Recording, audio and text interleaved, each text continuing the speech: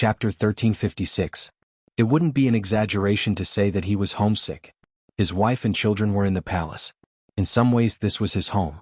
At the entrance of the palace, there was a line of children wearing special military uniforms standing in a row. They held wooden swords in their hands and were dressed in military uniforms. From afar they looked like they were standing in a neat row.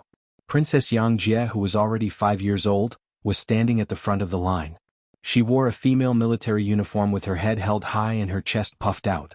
Wearing a small beret, she looked like a female general and was very eye-catching. Beside Yang Jie stood Yang Bo, who was less than 3 years old. As Yang Qindong's eldest son, he was likely to inherit the throne in the future. At this time he was also wearing a special military uniform. Because of the rich nutrition he gave off a strong and dignified feeling. The only difference between him and his sister was that he seemed to be unable to stand still. His eyes would occasionally look at the road in the distance as if he was waiting for something. The heir and princess came out together. The only person who could make them wait was naturally their father, Yang Qindong. Yang Bo didn't have much of an impression of Yang Qindong. After all, his father left him when he was very young. Most of his impressions of Yang Qindong came from the mouths of others. From the mouths of others, his father seemed to be omnipotent and capable of anything. Children all worship heroes. Yang Bowie was extremely proud to have such a father. Every time he heard others talk about his father, he would involuntarily puff out his chest. It was as if he was saying to others, "Come, praise my father. I am his eldest son." Under his pride, Yang Bo had more than once thought about what he would look like when he saw his father and how he would perform. But when he really saw Yang Qindong he became a little afraid. He didn't know if his father would like him. If he didn't, then what would he do? "Don't look around. Father will come back at any time. You have to perform well." Yang Jie whispered when she noticed her brother's absent-minded look. "Okay." Yang Bo nodded in agreement. But this was only because his sister was usually too dignified. In fact, his worries did not disappear. Instead, he took the opportunity to ask softly, "Sister, do you think Imperial Father will like me?" "Yes, we are all Father's good children. Anyway, Father used to like me very much. I think he will like you too." Of course, little Yang Jie didn't dare to be too sure, so she had to use herself as an example. Little Yang Bo nodded his head again and replied in a half-understanding manner. The group of children was still waiting quietly. Those who could enter this team were not children of ordinary families. For example, there were Tiger's Mane's son and daughter, Beta Persei's son, Yang San's son and daughter, and so on. There were also people like Yu Mian's son, who was also Yu Chen's grandson. Their loyalty was unquestionable and they would grow up together. It could be imagined that these people would most likely become Yang Bo's people in the future, and they would also be the most trustworthy group of people. They were still waiting. After lunch, the team began to gather here. In the words of little Yang Jie, who was the leader of the children, they wanted to welcome Imperial Father in their best state. They wanted him to see that although they were very young, they could also protect their home like adults and become great talents. Little Yang Jie even publicly said more than once that she wanted to be a female general in the future, lead troops to war and expand Yangtze's territory. Under the guidance of little Yang Jie, these little friends also had the same idea. They were also fantasizing about one day riding a warhorse and killing in all directions, becoming heroes. The waiting time always felt very long. Fortunately, Yang Qindong's carriage finally appeared. From afar, when a group of carriages came towards the palace and the guards near the palace stood upright and saluted, the children knew that it must be Bugnam of Gojoseon. Sitting in the carriage, Yang Qindong saw the scene of children standing in a row in front of the palace through the transparent glass from afar. At this moment, Yang Wu, who was in charge of welcoming Yang Qindong, sat beside him. "Young master, it's the princess and the prince. They are standing in line to welcome the arrival of the young master." Upon hearing that his daughter and son were in the group, Yang Qindong let go of all his reservations and said loudly, "Isn't this nonsense? It's still very hot at noon today. Who told them to stand here and wait for me? Hurry, speed up, let's hurry over." After the coachman received the order, he immediately cracked the whip and moved forward. Amidst the cracking of the whip, the speed of the carriage increased by a lot. In just a moment they arrived at the gate of the palace. Then the carriage stopped and a somewhat anxious figure walked out. Who else could it be but Yang Qindong? With a golden cloak on his body, Yang Qindong became the center of everyone's attention the moment he appeared. As soon as he got down from the carriage he walked straight to the girl in front of the line, little Yang Jie. Yang Qindong gently picked up little Yang Jie and spun her around in his arms. Immediately, giggles could be heard. Little Yang Jie said without any feeling of unfamiliarity, "Father, spin faster, faster." This was one of the games that Yang Jie was most willing to play when she was very young. She was also naturally bold and did not have the slightest fear of heights. Not only was she not afraid, but she was also very happy to play. Yang Qindong had been constantly training these past few years, and his strength had already reached the master realm. He did not know why he was tired, but he spun faster and faster. The two of them, one adult and one child, laughed continuously, attracting the attention of more people. At the same time, many people's faces revealed knowing smiles. After an unknown amount of time, a seemingly anxious voice sounded, "Father, the child also wants." Needless to say, the person who said this must be little Yang Bo. Only then did Yang Qindong lower his head to pay attention to his son, whose head only reached his knees. Regarding this son, Yang Qindong's impression of him was that he was still an infant drinking milk. However, he did not expect that after 2 years he had grown so much. At that moment, his body only paused for a moment, then he reached out with his left hand to grab Yang Bo's body, and continued to spin with one hand each. With Yang Bo's little weight, it was naturally not in Yang Qindong's eyes. To him, there was no difference whether he spun 1 or 2. On the other hand, Yang Bo was suddenly grabbed and spun in the air. He was really uncomfortable, and the tender flesh on his face even piled up because of this, as if he was about to cry at any time. A real man should not be afraid of anything. Even if you bleed, you should not cry. Bo, you are the first real man of our Yang family's next generation. Even more so, you should not cry casually, understand? Yang Qindong noticed the change in Yang Bo's expression and opened his mouth to speak. This was the first time Yang Qindong had spoken in Yang Bo's memory. It could also be called the first time he had taught him. Yang Bo heard it particularly clearly. Although with his little brain he did not quite understand the meaning of a real man, but when he saw his father's serious expression, he instinctively nodded. This child understands. I'm a real man, I will not cry. Ah, good son. Yang Bo's performance made Yang Qindong very happy. At the same time, he praised him and spun even faster. After a while, the laughter of the father and son trio could be heard. Yang Qindong naturally knew the principle of going too far is as bad as falling short. After seeing the hot sweat on the heads of the daughter and son, Yang Qindong gently put them down, and with one hand in each hand, he strode into the palace. The main gate of the palace was already open. Usually this gate would not be opened easily. Only when Hu Yan, as the first consort, went out would the gate be opened. Of course, Yang Qindong also had to follow this etiquette and treatment when he went in and out, but because he was often not at home, the gate was rarely opened for him. Now that Yang Qindong had returned, the real master had returned, the gate naturally had to be opened. In the palace square not far behind the gate, Hu Yan and the other 8 women were already waiting there with a group of maids. Yang Qindong now had 8 wives. Except for Hu Yan, who was the first consort, the others were all side consorts. Usually when Yang Qindong was not around, Hu Yan was in charge. Although the number of people was not small, they got along well. This was not only because Hu Yan had the ability to command, but also because these women could clearly see their own positions. Second, Madame Qiao Yin was born as a maid. Although she had followed Yang Qindong for the longest time, she had a sense of propriety when doing things, and she was very clear about who gave her everything. In her eyes, not only was Yang Qindong her master, Hu Yan was also her master, so she was naturally very obedient. Third, Madame Xiao Yuxue, and fourth, Madame Dong Xiangxiang. Both of them were of noble birth. If it were not for Yang Qindong's appearance, they would probably still be a concubine. Their living environment since young had long taught them who they could provoke and what they could not do. Facing the first consort, Hu Yan, who was a descendant of a famous family, they naturally respected her and did not dare to have any second thoughts. In the eyes of the two, it was already very fortunate that they were not disliked by Hu Yan. Fifth, Madame Tuoya, although her background was not bad, the various clans were now led by the Han. Just based on this point, she had fallen far behind. After coming to the palace, there were many things that she had to learn. It was already very fortunate that Hu Yan did not pick on her, so how would she dare to pick on her? Sixth, Madame Wan Xiaoyu. She had suffered since young, and Yang Qindong's arrival changed her and her family's lives. In her eyes, Yang Qindong was her benefactor, and so was Hu Yan. Naturally, there was nothing that she would not listen to and obey. Seventh, Madame Su Man. Although she was also a descendant of an official, she had declined after all, and when she first came she had the idea of assassinating Yang Qindong. It could be said that she was someone who had made a big mistake. It was already a blessing that she was not punished for it, so how would she dare to act recklessly? Chapter 1357. 8th Madame Junko was just a princess of a destroyed country. Moreover, she had lived in Yang village for many years and had lived under the influence of Hu Yen for many years. She had long known what could be done and what could not be done. Naturally, she was very obedient. The madams were all sensible people, and Hu Yen was also a reasonable woman. She never used her status to pressure others.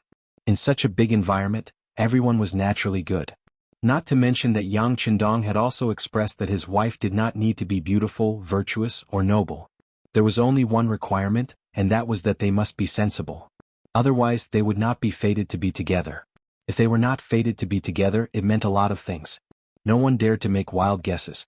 Once they were forced to leave the palace because of immorality, their life would be completely ruined. Although Yang Qindong gave people the feeling that he was very nostalgic, there were some things that could not be challenged lightly. No one could bear the consequences. Under various reasons and circumstances, the atmosphere in the palace was very harmonious. At least, Yang Qindong's important matters had never been delayed because of the harem. He was very satisfied with this point. Holding the small hands of his daughter and son, Yang Qindong immediately quickened his pace when he saw the 8 madams standing in the square waiting for him. He walked toward Hu Yen in the middle of the crowd.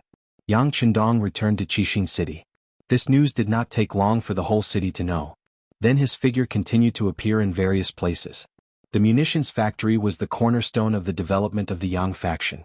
Accompanied by the chief engineer, Feng Ku, who was also his disciple, Yang Qindong inspected many places for 3 days in a row. He also provided a lot of valuable experience. If one wanted to create a firearm, the raw material had to be qualified first. The iron of ancient times did not meet the requirements. The finished firearms that were created would mostly explode. How to make steel, how to press satin, how to build lathes, the level of technical skills and so on had to complement each other. Fortunately, after years of hard work, there was already a set of effective standards. Yang Qindong didn't know much about these things, but there were many books in the warehouse. When they were taken out and placed in the hands of smart people, they would be able to make use of their advantages. Thus, according to the books, they would be able to create more suitable firearms. The Type 95 rocket launchers, grenades, bullets, and artillery shells had already been formed. Now, the materials were being turned into finished products. There would be more machine tools and more firearms that Yang Qindong knew would be manufactured. Although it would be a long process, Yang Qindong knew that more haste, less speed. He did not ask Feng Ku to speed up the research. What he needed was a safe and stable development. Remember, every weapon you make has to be up to standard.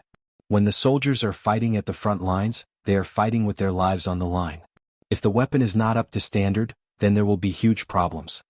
Yang Qindong was in the large conference room of the munitions factory. He had a serious face as he spoke to Feng Ku and the other higher-ups of the munitions factory. The people below were all holding pens and recording with their heads lowered. Occasionally, when they looked up and saw Yang Qindong talking, they all had expressions of admiration and conviction on their faces. In the entire Yangxia, Yang Qindong was the undisputed leader. In the eyes of many people, he was an omnipotent existence. It was also because of his appearance that everyone was able to live a good life that they didn't even dare to imagine before. Because of this, no one in the Yangxia disobeyed his words, and no one didn't believe him. For firearms and weapons that can be produced and used normally, we can add more lathes to ensure quality and quantity. As for how much money you need in this regard, you can apply to Mr. Yu. In this regard, the city lord's mansion will also vigorously support. As he spoke, Yang Qindong nodded lightly to Yu Qian, who was sitting at the side. Yu Qian had been forcibly dragged to the munitions factory by Yang Qindong to participate in this meeting.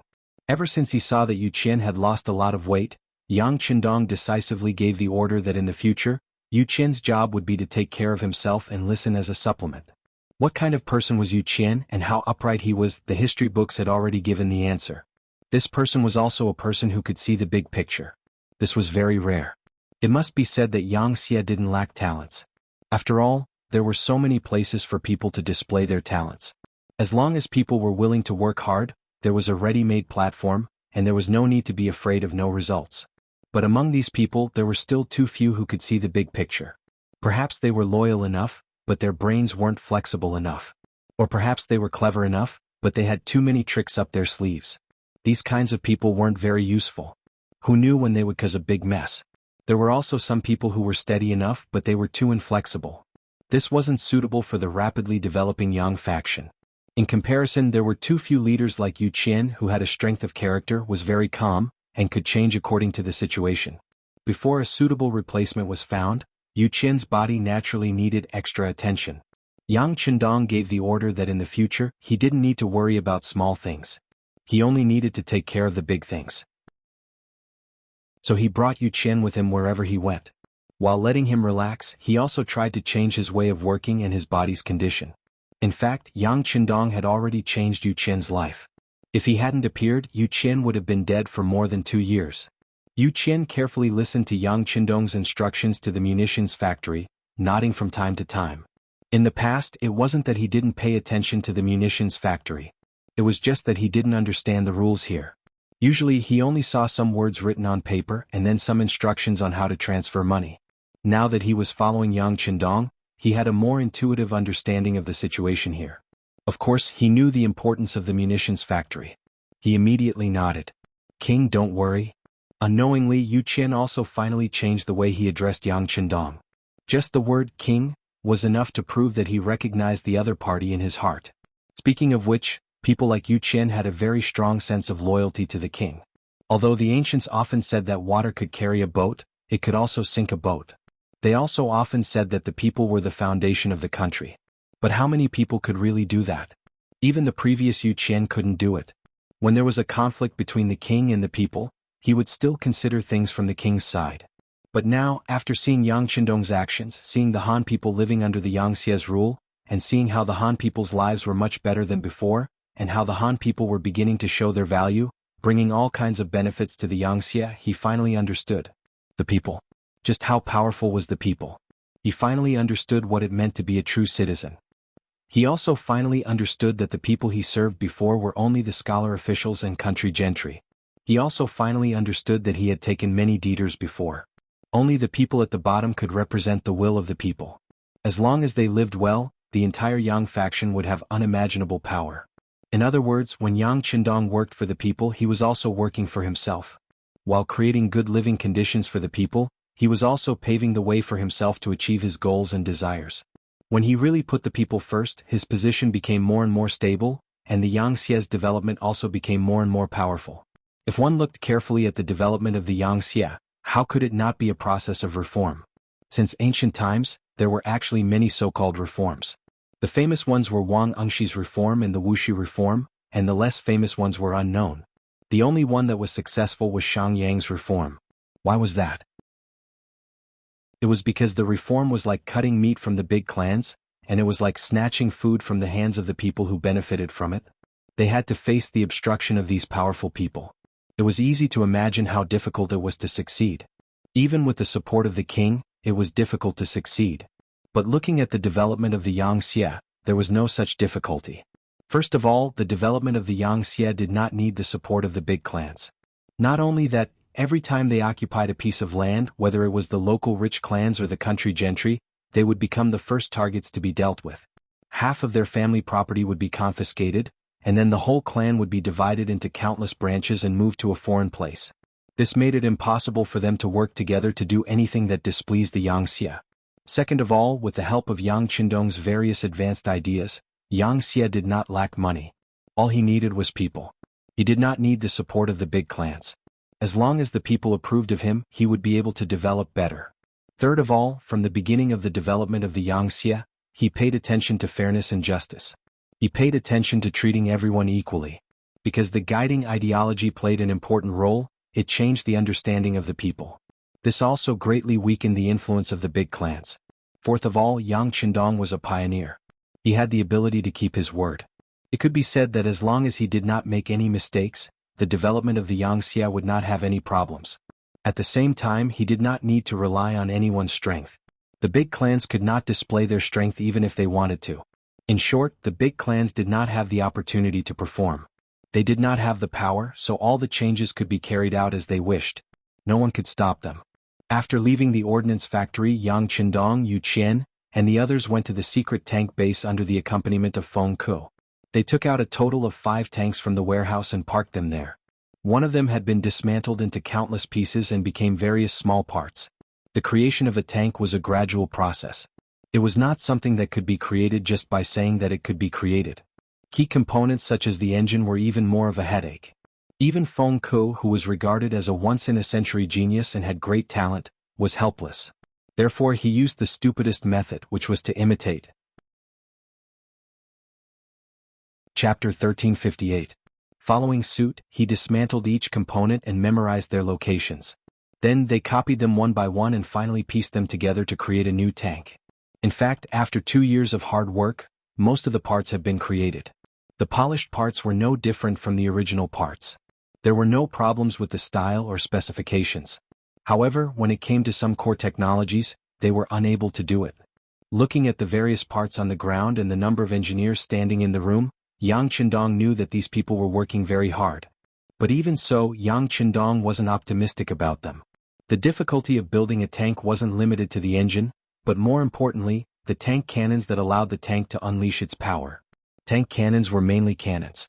High chamber pressure, long barrel, fast initial velocity, high abrasion, high precision requirements, and high metal smelting, processing technology, and design standards of a country were all very high. Also, it was important to note that cannons required cannons and cannons. The manufacturing of various cannons and cannons also required a lot of knowledge.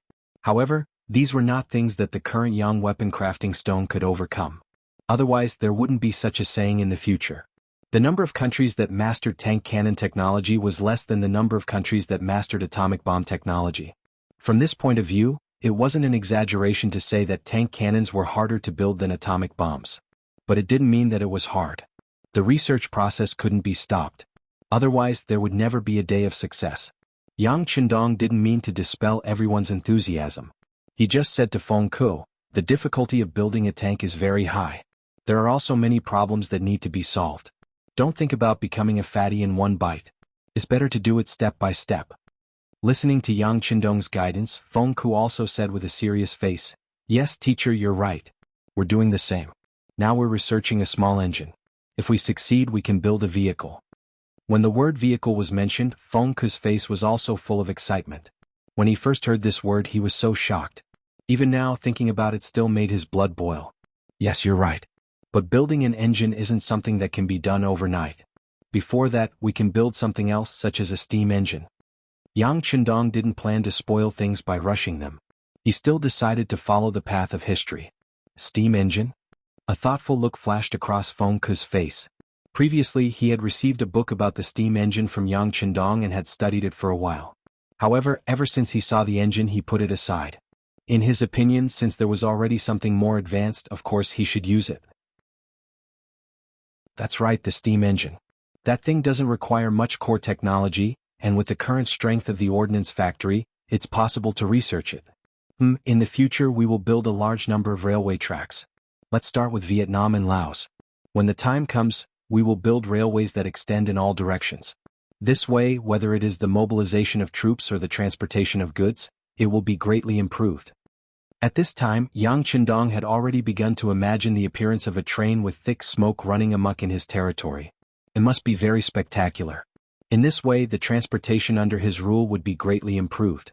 In the future, no matter where he went, not only would it greatly shorten the time, even if there was a problem, reinforcements would also arrive in the shortest time possible. It would also play a great role in promoting the security and stability of the forces and the allocation of goods. This was no longer a discussion but an order. Feng Ku also knew that he was too anxious for success, so he nodded heavily. Yes, teacher, this student will immediately adjust the direction of the research. Yang Qindong was also very satisfied with Feng Ku's performance, but he didn't want to dampen his enthusiasm. After thinking for a while, he said, "How about this? The engineers who are researching the engine don't have to stop. I will get some small engines for you to use later." As he said this, Yang Qindong sighed in his heart. It's time to get some vehicles used by the army.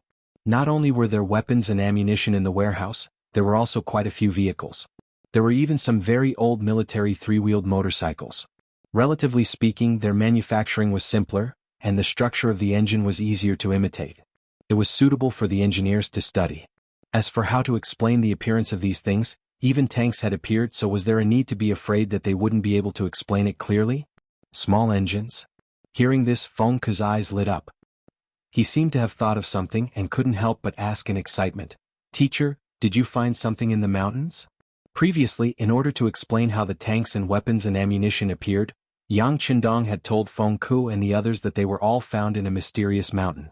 After Yang Qindong had already told the students that this world didn't exist independently, and that it was likely that there were other high-tech civilizations, the students were no longer unfamiliar with the term UFO. The latter explanation was that these things found in the mountains were very likely products of other worlds, but they were accidentally forgotten in a certain mountain. Although it sounded ridiculous, at least it was an explanation. What was more important was that Feng Ku and the others believed him, which saved Yang Qindong a lot of time and effort. And just 3 days after the inspection of the munitions factory, more than a dozen military three-wheeled motorcycles, four-wheeled cars, and trucks appeared in the most heavily guarded tank test area of the munitions factory. Of course, these were all done in secret and outsiders didn't know about it. Yang Qindong had long focused on other aspects. Under the company of Governor Yu Qian, they walked around the other factories for the past few days. At this time, other than the fact that there were no cars on the streets, Qian City was no different from a city during the Republic of China. Walking on the wide road, all kinds of carriages and rickshaws could be seen everywhere. On both sides of the road, all kinds of shops had sprung up like bamboo shoots after the rain. For example, there were clothing stores, department stores, food stores, theaters, and hotels. They had everything that one could think of. Compared to the restaurants, inns, and silk shops of the outside world, it was like heaven and earth. Once an outsider entered here, it was like Granny Lu entering the Grand View Garden. Their eyes were not enough to take in everything. Among these outsiders was the Spanish merchant, also known as François Garcia.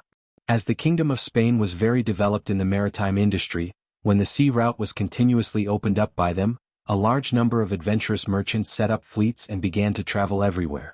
One after another, they discovered unfamiliar places and made a lot of money. Whenever these sea merchants appeared in a place, if they were strong and their opponents were weak, they would directly destroy and plunder them. If their opponents were strong, they would lower their noble heads and trade with them. While reaping huge profits, they would also think of ways to exploit your strengths and find your weaknesses to give you a fatal blow. Rather than saying that they were adventurers and merchants, it was more accurate to say that they were pirates of the sea. Garcia was one of the pirates. When the other merchants were still targeting the Western world, he had already braved the wind and waves to the east. Fortunately, he appeared in Qian City. After stating that he was a merchant of the Kingdom of Spain, he was allowed to enter the port and come to Qian City. Just like how the Western countries wanted to understand the Eastern world, Yang Xie's Navy Department also wanted to know about the outside world. After a few years of preparation, they didn't know how many ships they had sent, and they completely understood the terrain of the nearby seas. Now they were stretching out even further. The arrival of merchants like Garcia was also welcomed by the Navy Department. Their arrival often brought a lot of information that they didn't know about. In this way they could easily obtain more knowledge. After being welcomed by Yang Xie's Navy, Garcia stepped into Qian City and his eyes were dazzled. Along the way from Spain, apart from a limited number of places, most of the areas gave him the impression that they were very poor.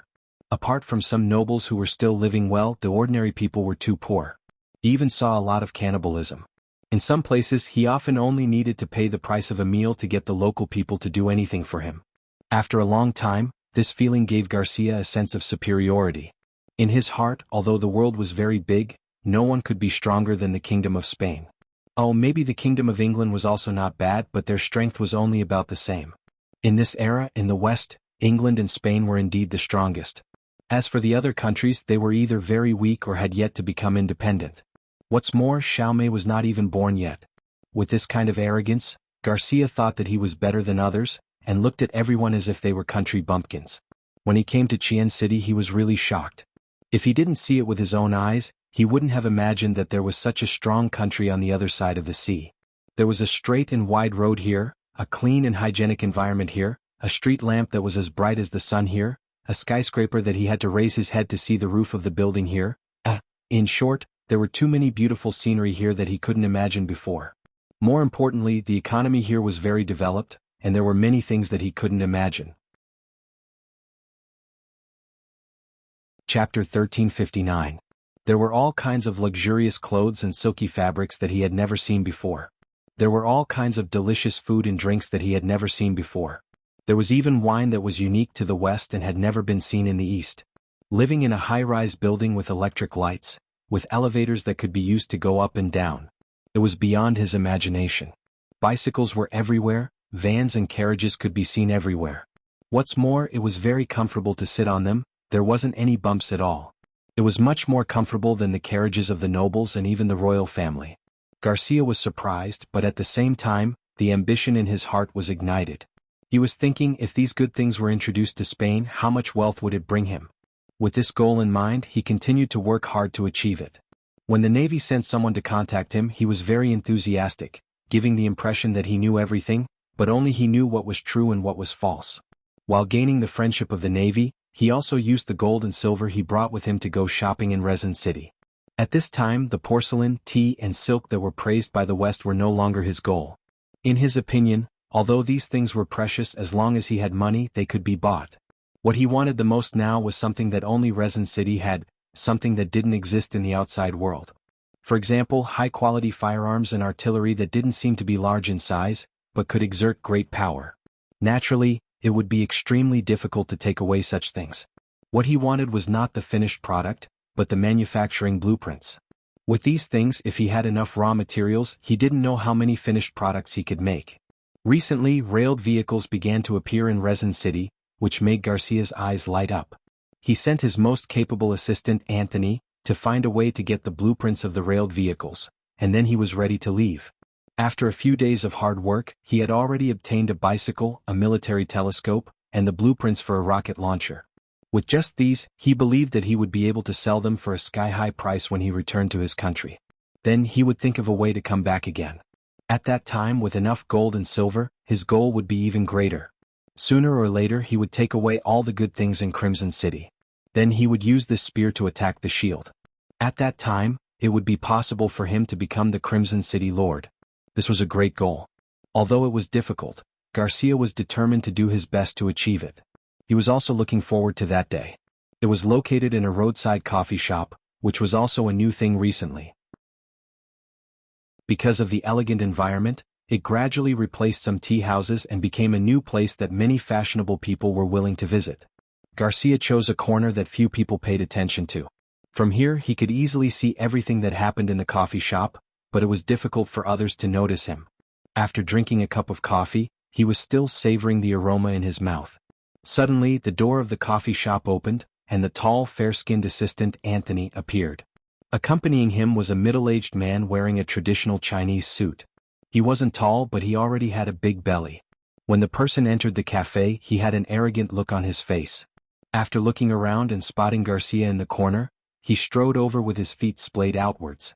When he walked, he purposely put his hands behind his back. Fortunately, there were no other customers in the coffee shop at this time. Otherwise, it would be easy to recognize him as an official. The fat middle-aged man was indeed an official, and his position wasn't low. He was the director of the Commerce Department's External Relations Department, Lu Qing. When Garcia first came here, he was the first person he interacted with.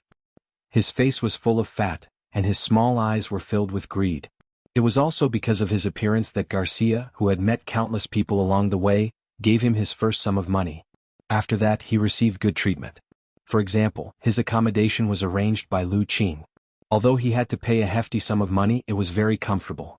Not only were there electric lights, but there was also 24-hour hot water and a comfortable sofa. It was almost unimaginable outside of Resin City. Garcia later asked around and found out that not all foreign businessmen could enjoy such treatment. Some of them had electric lights, but they didn't have 24-hour hot water or a sofa. Based on this, he knew that the money was worth it. As a result, he continued to send money to Lu Qing. After the two of them became familiar with each other, he got a lot of things that he wanted. When Garcia saw Lu Qing sitting down in front of him, a flattering smile appeared on his face. Then he said in broken Chinese, "Director Lu, thank you for taking the time out of your busy schedule. All right, you know I'm busy, so you don't have to be so courteous. Why don't you tell me what you want me to do here?" Lu Qing said impatiently. Garcia, who had interacted with him many times, was confident that he knew Lu Qing very well. This person was a greedy person who only cared about money. As long as the money was given, everything would be fine. Otherwise, he would immediately turn hostile. With a smile on his face, he gently took out a piece of banknote with the number 1000 written on it and placed it on the table. As soon as the banknote was taken out, Lu Qing's impatient expression immediately became much better. He first looked around, and when he found that no one was paying attention to him, he chuckled and put the 1,000 taels banknote into his pocket. Then his tone became much friendlier. "Look, we are all old friends, how can I be so shameless?" Lu Qing took the banknote and Garcia's expression became much happier. "Yes, I'm friends with Director Lu, so I need your help." Garcia leaned forward and whispered something in Lu Qing's ear. Lu Qing, who originally had a smile on his face, quickly changed his expression. His brows furrowed together before he shook his head and said, "That thing isn't easy to obtain." "Yes, I know it's not easy, but what kind of person is Director Lu? There's nothing in Crimson City that can stop you. How about this, get the blueprint and I'll pay you this much." Garcia said and extended a finger. This finger was not 1,000 taels, nor was it 10,000 taels but 100,000 taels. Seeing this, Lu Qing was stunned at first, but he quickly shook his head. "No, this is a serious matter. The blueprints of the railroad tracks are not so easy to obtain. In the middle, many people will be needed. This bit of silver is not enough." Garcia cursed Lu Qing's insatiable greed in his heart. However, when he thought of the value of this item and the benefits he would receive if he were to offer it to the King of Spain, he hardened his heart and extended another finger. "That's all. I don't have much left from the silver I brought this time." With the price of 200,000 taels, Lu Qing finally smiled. Sure. 3 days. We'll make the deal here 3 days later." "Okay." Garcia also knew that this item wasn't easy to get. It was all because of Lu Qing's ability that he could get it done in 3 days. Therefore he happily nodded. Lu Qing left without even drinking a cup of coffee. To him, the coffee in this coffee shop wasn't bad, but it paled in comparison to the free coffee from the Department of Commerce. Not long after, Garcia and Anthony also left. Right after they left, the male waiter who was dozing off in the coffee shop suddenly opened his eyes. He immediately asked for leave from another waiter and strode out. No one knew that this waiter had another identity. He was an intelligence officer from the Security Bureau. His job as a waiter in the coffee shop was just a cover for his identity. After all, this was a high-class public place. There might be some private transactions happening here, so it was necessary to arrange for someone to be here. After leaving the coffee shop, this intelligence officer quickly went to the nearest intelligence station. He met with his team leader, Gucci, and told him about his findings and suspicions. From a certain point of view, the Security Bureau and the Central Intelligence Bureau were both part of the Yangtze's intelligence department. They were like the Great Ming's Imperial Guards and the Eastern Palace Guards. They had the responsibility of secretly monitoring hundreds of officials. Once they suspected someone, they could often arrest them without any evidence. They had a lot of power. After hearing his team members' report, Gucci didn't dare to be careless. This matter involved a director of the Department of Commerce, and there were even foreign businessmen involved. If he didn't handle it well, it would have a deep impact. The scope of this matter had exceeded his authority, so he had to report it. At first, Gucci found the deputy director, Dong Hui. Then this matter was reported to Che Chao, the director of the Security Bureau in Chichen City. Looking at the latest information on the desk, Che Chao waved his hand at Dong Hui and said, "I understand. Do what you need to do." Dong Hui knew that he had caught a big fish. He immediately retreated with a happy face. When there was no one in the office, Che Chao placed his hands in front of the telegraph on the table. After switching to a signal station, he began to report to the other side. The wired telephone was still being developed in the Academy of Sciences. It was said that it was about to succeed. Before this, the main leaders of the various departments used this simple transmitter to communicate. Although it was a bit troublesome, it was still much easier than walking out of the office to the destination. Chapter 1360. After Dong Hui left the director's office, he looked for Gucci and asked him to arrange for someone to follow Lu Qing. He needed to know what she had done in the past 24 hours, including what she had eaten and how many hours she had slept. He also needed to have a detailed tracking record. Gucci knew that it was time for him to perform a meritorious service. He immediately went out and called for a group of more than 10 people to follow and monitor Lu Qing. However, what made him a little disappointed was that Lu Qing's performance was very normal in these 3 days. Other than working normally in the department and reporting to Minister Chang Qianhao alone, he didn't have any contact with anyone else. Even when he was working, he was accompanied by his secretary. He rarely had any contact with anyone alone. Gucci was puzzled. Did he find out that he had sent someone to follow him? 3 days later, when he saw Lu Qing walk out of the Commerce Department and walk towards the coffee house at the designated time, he knew that he was not found out. However, something must have been overlooked. The informant was still lurking in the coffee house, but this time, Garcia was obviously on guard. His deputy, Anthony, actually stood up and blocked the informant's line of sight. In just a short while, Lu Qing had already left. As for what he had done with Garcia, what they had said, and even if they had traded anything, Garcia had no idea. The difference between the Security Bureau and the Daming East factory was that they couldn't arrest people without evidence. This was Yang Qindong's order. Obviously, he was also worried about making some unjust or false cases. After all, people still had to rely on people to do things, and people were selfish. He didn't want this department to be used by others to deal with their opponents. Without enough evidence, the informant did not send out the signal to take action in the coffee house. After Lu Qing, Garcia, and Anthony walked out of the coffee house, Gucci, who had been waiting outside, finally could not wait any longer. He entered the coffee house to understand the situation. After learning that he did not see whether the other party had traded anything, Gucci was in a dilemma. After all, this matter involved a director of the Commerce Department and a foreign businessman. If he acted rashly and made a mistake, the impact would be too bad. Following Yang Qindong's order, after the opening of Chichen City's port, more and more merchants came to Chichen City. Most of them were yellow-skinned, but there were also some white-skinned and black-skinned people. When these people arrived at Crimson City, they were first shocked by the prosperity of this place. Then they felt a great business opportunity and spent money to purchase goods from Crimson City. At the same time, they also transported some of the ores that Crimson City needed. It was precisely because of the appearance of these sea merchants that the five-star army needed for weapons and materials. Just based on this point, without any evidence, these merchants couldn't be casually arrested. If these people were all scared away, it would be a huge loss to Crimson City and Yangxia. Gucci, who couldn't make up his mind, didn't know what to do. Just as he was wondering if he should take another look, he received a piece of news that made him unable to sit still. Garcia had actually applied to leave the port with his fleet a day later, and it had been approved.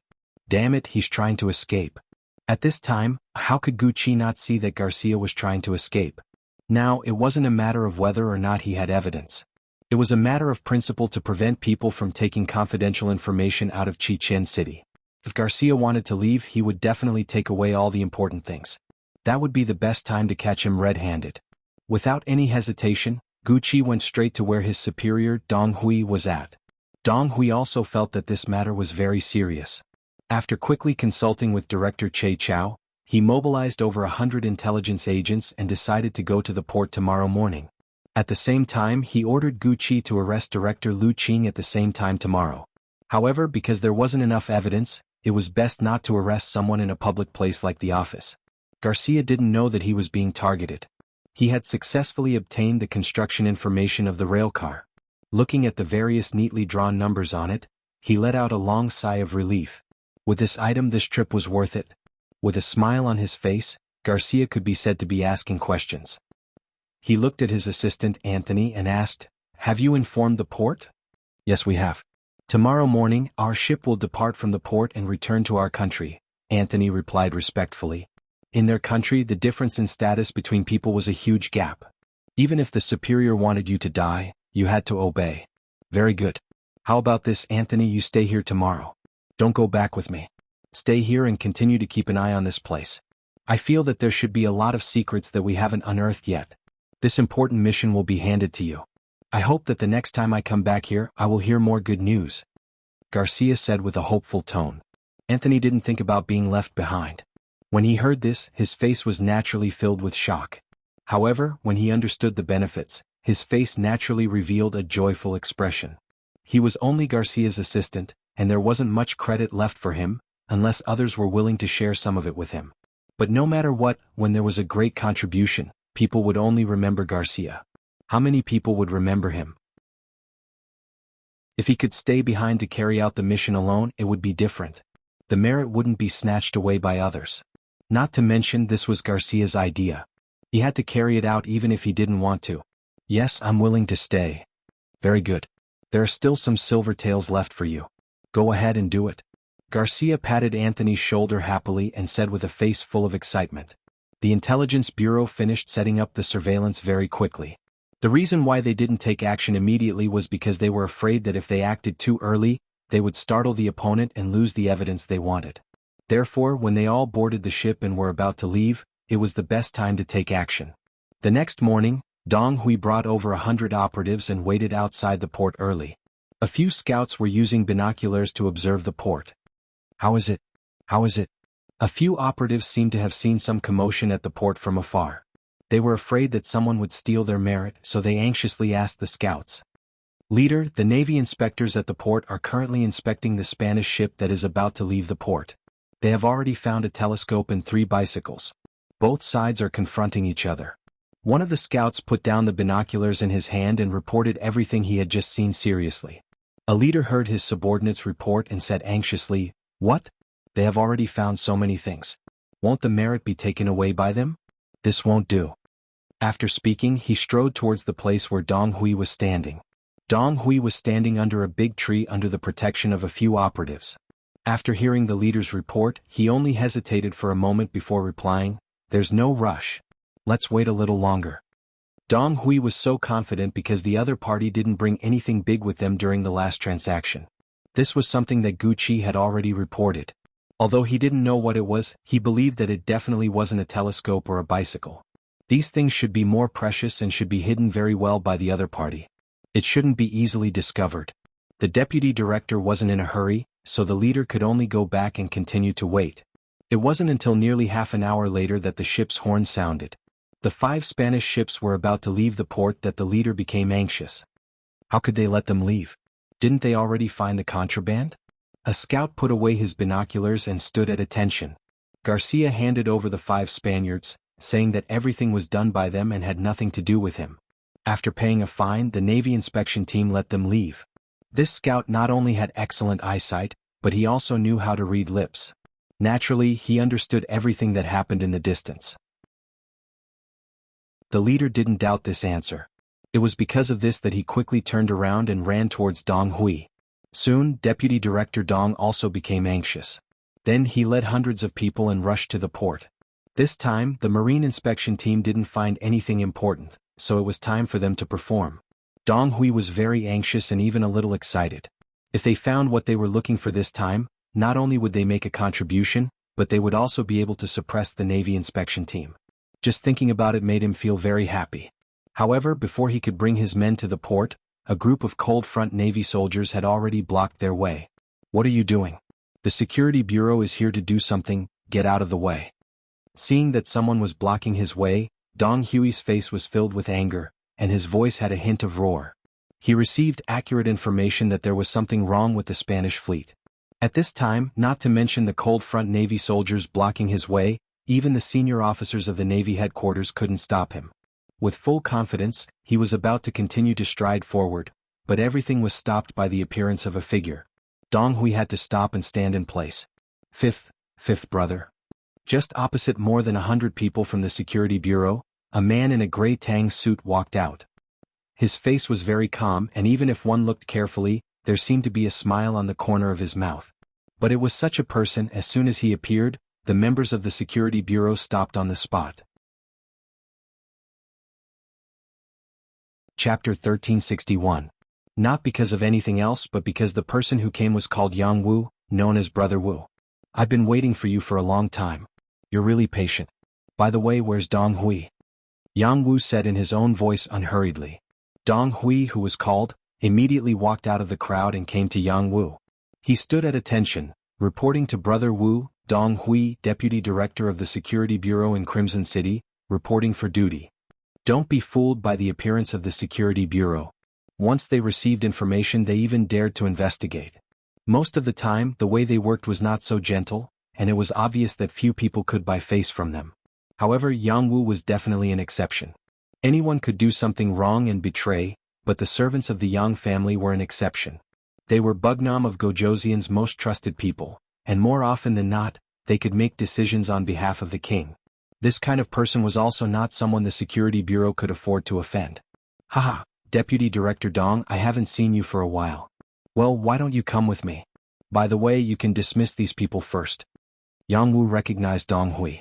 No matter what, he was still a deputy director and his rank was not low. Seeing that he had found the right person, he passed down the order, canceling the operation and taking him away. If it was someone else, they would inevitably doubt themselves when they heard this. Even if they encountered a problem, they would be scared to the point of peeing their pants on the spot. But Dong Hui believed that he had not done anything wrong to bug Nam of Gojoseon in his position, so he was not afraid. Okay, I'll go with Brother Wu. Everyone else, go back to your posts. Dong Hui did not even hesitate and decided to do as Yang Wu said. That was because he completely trusted Yang Wu's character. But others did not think so, especially the action team leaders. They were not worried about the safety of the deputy director. If there was really a problem with the deputy director, it was not something they could solve with their involvement. They were now worried that once the Spanish ships left, they would not be able to catch up with them. Therefore, a few bold team leaders couldn't help but stand up and say, "Deputy Director, those ships are about to leave." This time, Dong Hui didn't have to answer. Yang Wu gave the answer. "Don't worry, they have already been inspected by the Navy inspection team, so there won't be any problems.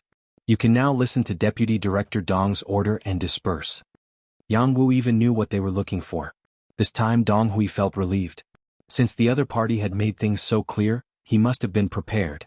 Dong Hui no longer had any doubts and said to Yang Wu, "I'll have to trouble you to lead the way, Brother Wu." "It's no trouble. Come with me."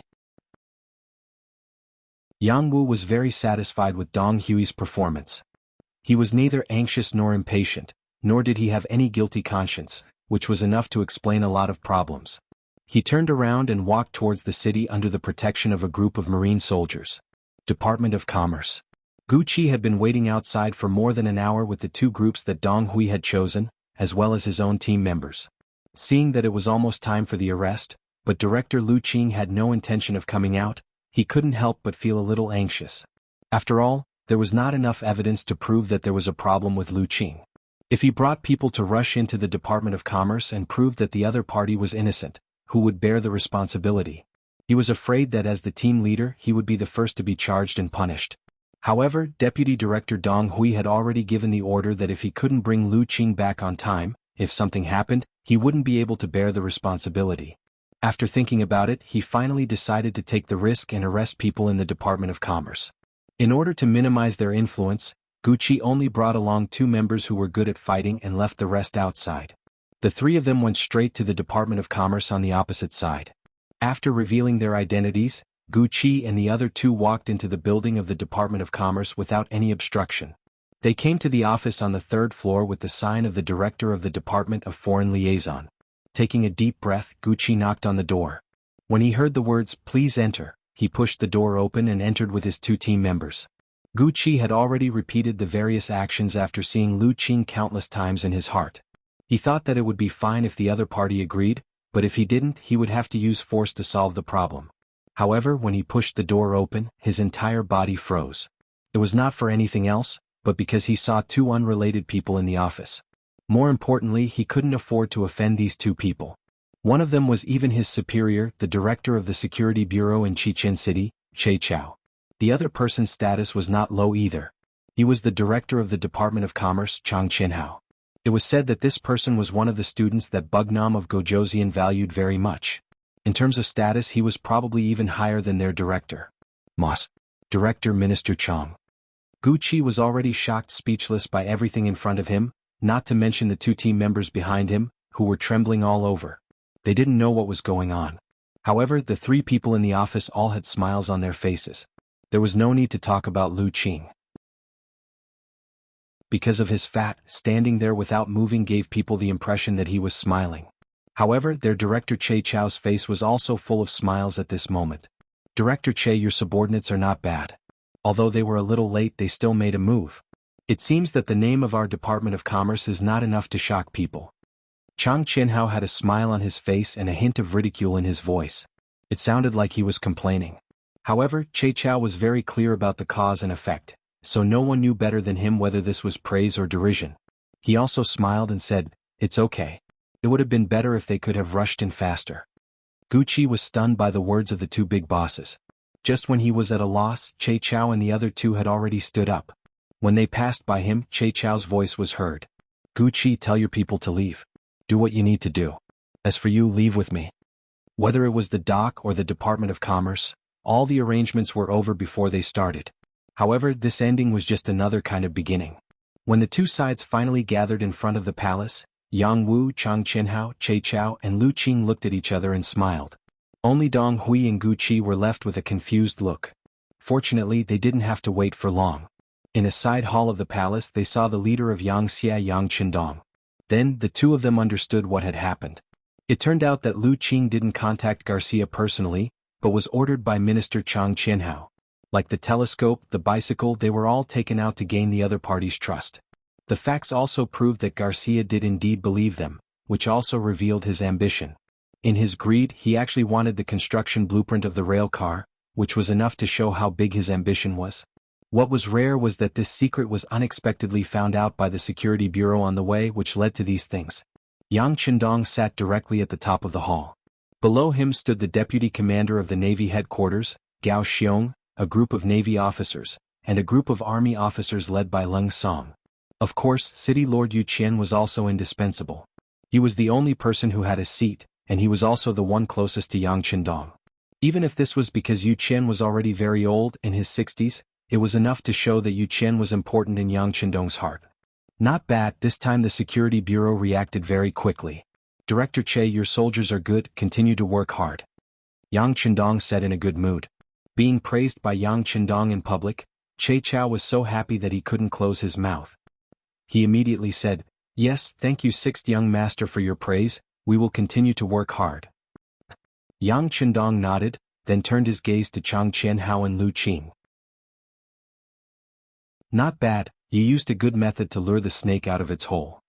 This is what a student should do. Chang Qianhao was not so excited. Wasn't it supposed to be a student getting the teacher's approval? Yang Qindong nodded with a smile, then his gaze fell on the group of officers.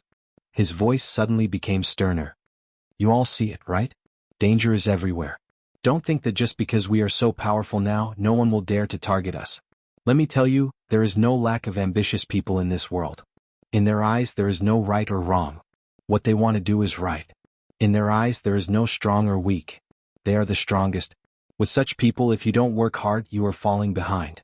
Sooner or later you will be surpassed and you may even become a prisoner. The stern voice made the faces of Gao Xiong, Leng Song and others become very ugly. However, they could not explain anything. They immediately lowered their heads and looked like they were admitting their mistakes. During this period of time, Yang Qindong had seen and heard some unpleasant things when he was inspecting the army. For example, the officers in the army were very arrogant, as if they were the number one in the world.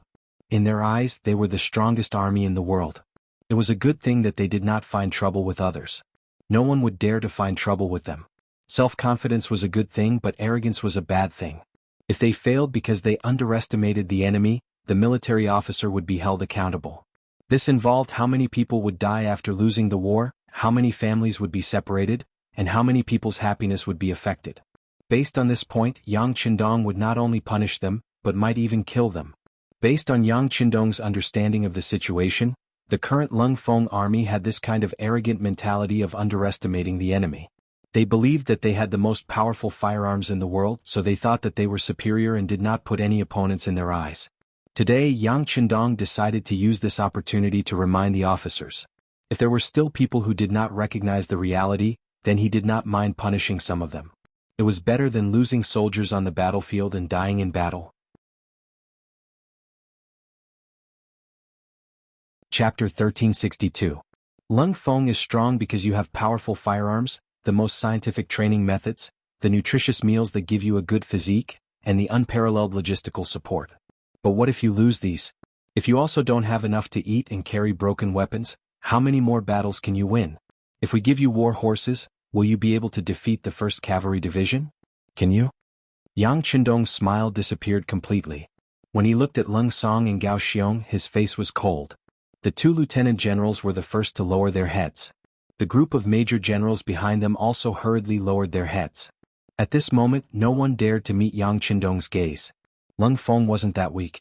Even if they didn't have powerful firearms, normal people wouldn't be their match even if they had swords. However, they were able to do this because of the special treatment they had received. The so-called special treatment referred to the most scientific training methods and the nutritious meals they ate. Leng Feng didn't need to worry about their daily lives. They had the best guarantee, whether it was food, clothing, shelter, transportation. Even their families benefited from it. Without any worries, the results of the training were naturally very obvious. But what if they lost all of this? How much of their fighting spirit could they achieve? Lung Feng's officers probably didn't know. Under the reprimand, all the generals lowered their arrogant heads. Many of them even broke out in a cold sweat. This was the effect Yang Qindong wanted. No matter what a person did, they had to have a string in their head. Without this string, they wouldn't have any fear. Their arrogance would grow and they would suffer a loss sooner or later. He didn't want to see Lung Feng suffer such a loss. Therefore he had to hit them with this stick. Look, even a merchant knew how to make up for his weakness. He knew how to steal the good things in Sushan City for his own use. However, Lung Feng's officers were still arrogant. They thought they were the best in the world. If this continued, it would be strange if they didn't suffer a loss on the battlefield. After venting his anger, Yang Qindong's expression looked better. When he looked at the officers, his voice was no longer as harsh. Deputy Commander Gao, how's the map of the sea? Gao Xiong, whose name was called, shuddered. He took a step forward and said, Sixth young master, the situation of the surrounding sea has been completely figured out. Now we have a detailed sea map of the surrounding 1,000 miles. If necessary, as long as the order is given, the navy can be dispatched and completely occupy this sea area. Gao Xiong was full of confidence when he said this. Over the years, the navy has rarely fought against foreign forces, but it's not like they didn't do anything. On the contrary, every time they patrol the sea they try their best to perfect the sea map, including where there are reefs, where there are shoals, where is the most suitable place for landing, how long is the time difference between the appearance of typhoons and so on. 1,000 miles? Far from enough. This answer didn't satisfy Yang Qindong. His goal was too far, so far that no one dared to think about it. Yes. Gao Xiong, who didn't receive any praise, trembled again. He could see that the sixth young master wasn't satisfied, but this was already the result of his best efforts. If he wanted to make the map more accurate and farther, he would have to deal with the fleets of other countries and get more information from them. However, at sea the map was like the root of life. How could those people be willing to hand it over? He had tried to spend money to buy it, but unfortunately the results weren't very good. With all kinds of worries in his heart, Gao Xiong didn't know what to do to satisfy the sixth young master. However, before he could express his difficulties, Yang Qindong, who was sitting at the head of the table, had already spoken. There are some things that we can't do on our own. If we can't do it, we can ask others for help. Things that can be done with money are naturally the simplest. If it can't be done, we can use force.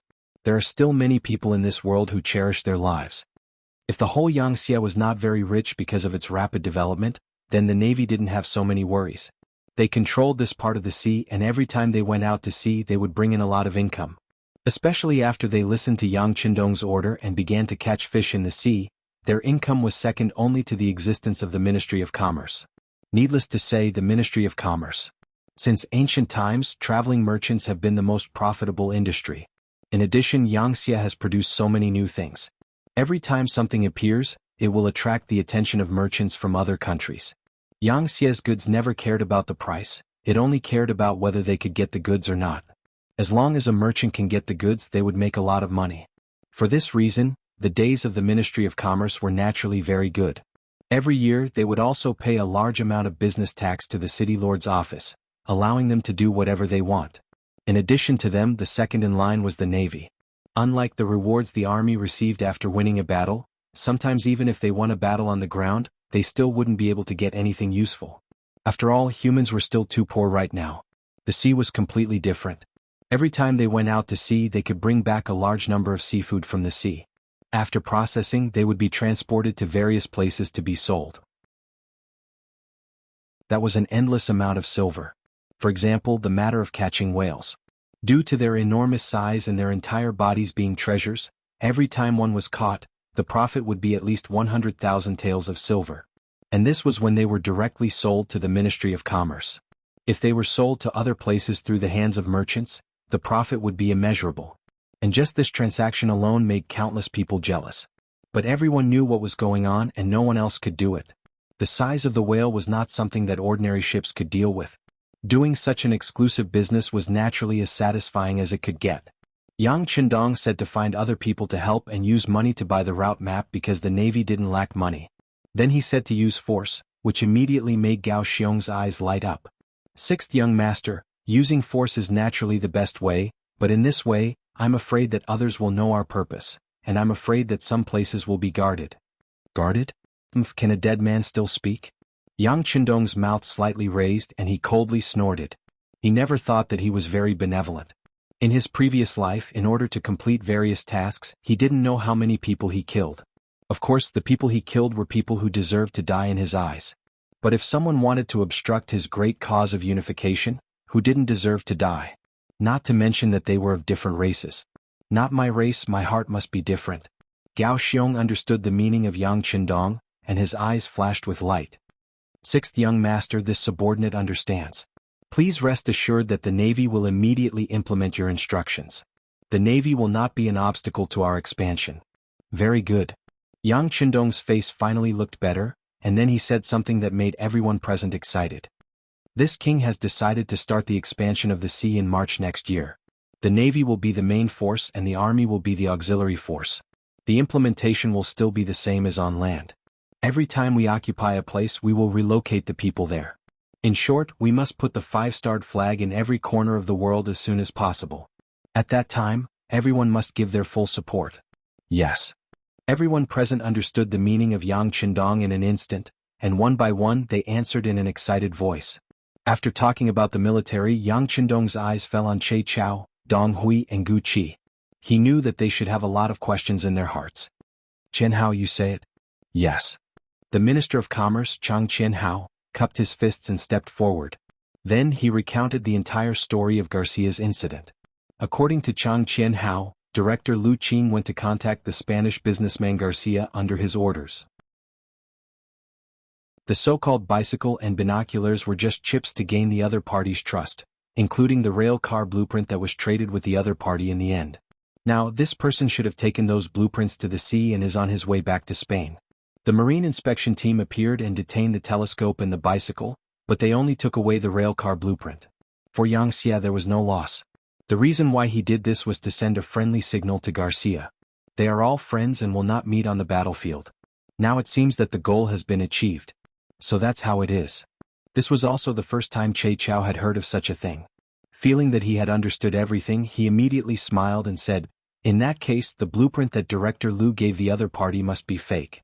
Hehe, not only did you get the money, but you also gave the other party an illusion without any losses. Well done." No. Chang Qianhao smiled and shook his head. The blueprint is real. If not, how can we let the other party see our friendship? What? It's real? Then this. Che Chao's face turned ugly. If all of this was real, in his opinion, the sacrifice was too big. Fortunately, Yang Qindong spoke at this time. It's nothing. Even if there is a blueprint, some things can't be built so quickly. Just the iron smelting alone is enough for them to prepare for a period of time. Of course, if they can really build it, wouldn't it be better? It would save us some trouble. When these words were said, everyone was stunned at first, but then they suddenly understood and nodded. Yes, the Navy is about to expand on the sea. One day Spain will become a part of Yangtze. If they have any scientific results, wouldn't it help the entire Yangtze? Chapter 1363. After figuring out this point, everyone's expression became much better. Everyone had a deeper understanding of Yang Qindong's strategy. Garcia was probably still secretly happy at this moment, but if he knew that what he got was what Yang Xia wanted to give him, and that he had successfully misled them, it would be too late for him to cry. Immediately secretly arrest Anthony and learn more about the situation on the other side of Spain from his mouth. At the same time, arrange for people to learn the Western language so that it will be easier to manage them in the future. Yang Qindong saw that the matter was settled, so he made a final conclusion. After saying this, he looked at Director Che Chao of the Security Bureau and nodded approvingly. This time, the Security Bureau reacted very quickly, which is worthy of praise. I will record this merit. I also hope that you can continue to work hard and find more problems hidden in the dark. Che Chao, who was praised, was very excited. He immediately stood at attention and gave a standard military salute. Please rest assured, Sixth Young Master, our Security Bureau will work hard and strive for new achievements. The matter of the Spanish merchants was over. Not long after, Anthony was arrested. After the Security Bureau used certain means, he lowered his noble head and was willing to tell everything he knew. Not only that, the Security Bureau, with the help of the Navy, began to secretly arrest some other foreign sea merchants who came to Resin City. From their mouths, more and more navigation maps fell into the hands of the Navy headquarters, making full preparations for the battle at sea in March. Yang Qindong was still constantly monitoring and guiding the work of Resin City, guiding Yang Xie's development with some of the vision and ideas of the future generation. At night he was busy in the palace. Now he only has a son and a daughter. In the future, the huge family business will obviously not be enough for them, so he needs to work harder. Fortunately, Yang Qindong has the strength of a grandmaster. Even if he works hard, it won't hurt the foundation of his body. In addition, his wives are very cooperative, so it's only a matter of time before results are produced. On the grassland battlefield, although Yang Qindong was no longer there, the troops left there were still seriously carrying out the strategy of besieging the city. The results were also very obvious.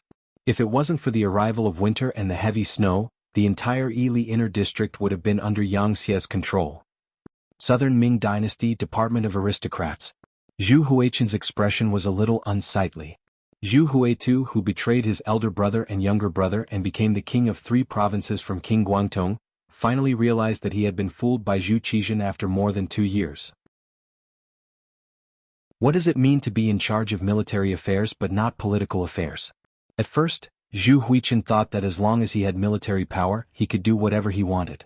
But who would have thought that raising an army would require money, especially when he had 500,000 soldiers? Every month, even every day, his expenses would be enormous. If he hadn't reached an agreement with Yang Qindong, where he would give 200,000 Han people every year in exchange for the exclusive distribution rights of Yang Xie's products in the 3 provinces, he wouldn't have been able to hold on until now. But even so, he still needed to supplement a lot of money from his own treasury. After more than 2 years, he felt that he couldn't hold on any longer. Zhu Huiqin gnashed his teeth in hatred and called his most trusted civil official Qin Tian to discuss how to solve the problem. Increase the amount of trade with the 5-star army. We will provide 400,000 Han people every year, but the goods they provide must also be doubled. After discussing for a while, Qin Tian finally came up with an idea. Good. Zhu Huiqin nodded heavily. I'll leave this matter to you. But this still can't solve the fundamental problem. Zhu Qizhen wants to make things difficult for me? Then I won't let him have it easy. Order people to pressure Xiping Wang Mu Bin and ask them for food. Secretly send people to contact the Bengal army and make them act as if they are pressuring us. I don't believe that old man will dare to disobey. Pressure Mu Bin. With his strong military power, he could naturally force him to submit. Squeezing some food or even gold and silver was not a problem. But this would naturally cause Emperor Yingzong to be dissatisfied. If it wasn't necessary, Zhu Huiqin wouldn't want to do this. But now he had no better ideas. Even if it made the emperor unhappy, he had to try it. After Qin Tian heard this, his face showed some hesitation. He wanted to say something to dissuade him, but he thought that there was no other way. Angering the emperor was better than not being able to live. He could only nod and agree. The moment Zhu Huiqiang made a move, the relevant telegram was immediately sent to the palace of Tsushin City. After reading the telegram, Yang Qindong was displeased. Does this Zhu Huiqiang only know how to contact foreigners to bully the Han people? Beta Persei, who had followed Yang Qindong for many years, immediately understood the meaning of his words. He immediately said, "Young master, don't worry. I will immediately arrange for people to warn the king of the 3 provinces." Yes, we have to warn him. You can tell him clearly that there is no problem with doubling the population and doubling the goods. However, if he dares to join forces with other countries to bully the Han people, there is no need for the southern Ming Empire to make a move. My 5-star army will be the first to destroy him. If he had to say who he hated more between foreign enemies and traitors, it would definitely be the latter. Towards those who had no ancestors and no sense of nationality, once he made a move, he would not be lenient. A telegram was an order. Very quickly, Yang Xie's envoy received the order and went to meet the king of the 3 provinces on the same day. No one knew how the discussion went, but in short, the Bengal army quickly retreated from the border of the southern Ming, allowing the people there to have a chance to breathe. The 5-star army had already agreed to double the population and goods. Xiping's King Mubin could not stand the pressure of Zhu Huiqin's army and gave out some food and money. On the surface, it seemed that Zhu Huiqin's danger of raising an army was temporarily resolved. However, he was not happy at all. It was not for any other reason, but because the attitude of the emissary sent by Yang Qindong was very bad and very threatening. What kind of person was Zhu Huiqin? For glory, wealth, and power, he was even willing to send his own brothers to the guillotine and was willing to betray them. How could such a person be willing to be threatened by others? Therefore, even though he agreed to Yang Qindong's request to not let foreign countries oppress the Han people, in fact, he had already done so. However, after the envoy left, he smashed a few sets of porcelain bowls, one of which was expensive, his favorite tea set. He's going too far, he's going too far. We're all kings, why did he do this, why did he do this? Zhu Huichen was so angry that he cursed in the main hall. The maids and servants at the side did not dare to breathe too loudly. After smashing the bowls, his anger finally subsided. Then Zhu Huichen dove into his bedroom and went to sleep. He slept until the sky turned dark and only woke up. After shouting for someone, the person who appeared in front of him was actually Qin Tian. Looking at his most trusted think tank, Zhu Huichen finally didn't show his displeasure. Instead, he gave a wry smile and said, "Why are you here, sir? Did some reckless servant go to invite you? Alas, these people are really ignorant." No. Qin Tian hurriedly waved his hand. Although when Zhu Huichen was angry in the past, the servants had no choice but to invite him twice. This time he was not invited, but uninvited. "Your Majesty, there is a very confidential matter to discuss with you." After a quarter of an hour, a neatly dressed Zhu Huichen appeared in the secret room. Opposite the candlelight was a very ordinary-looking man of about 30 years old. If he were to be thrown into the streets, no one would be able to recognize him the moment he turned his head. However, when such a person saw Zhu Huichen, he did not show the slightest bit of nervousness. Just this boldness alone was enough to prove that he was not an ordinary person. "Who are you?" Zhu Huichen was displeased. If this person had not been introduced by Qin Tian, he was afraid that he would have been angry and punished. "This humble one greets your highness, the third province king." The person was not angry or panicked. He first bowed and then opened his right hand, handing over a banknote worth 10,000 taels with both hands. Although a banknote worth 10,000 taels was not much, at least it made Zhu Huichen's expression look a little better. Of course, it was only 10,000 taels of silver.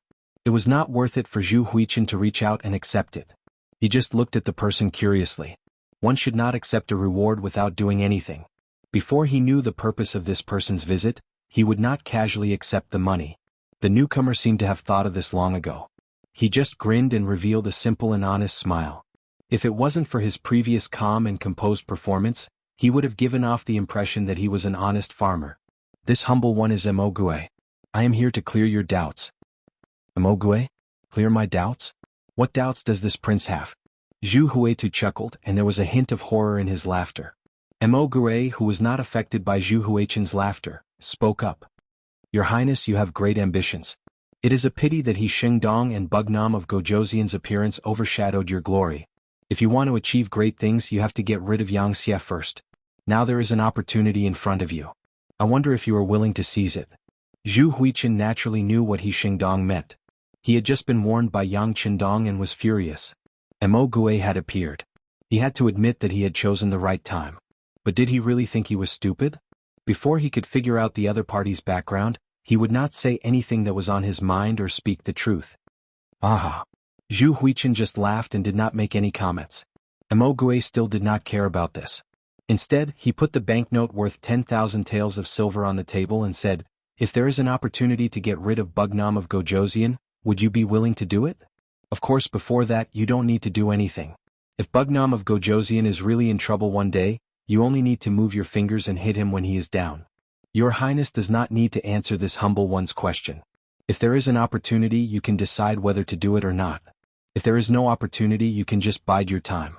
This 10,000 taels of silver is my master's sincerity. At least it shows that I am not a person who likes to talk nonsense. Okay, if there is an opportunity, we will meet again."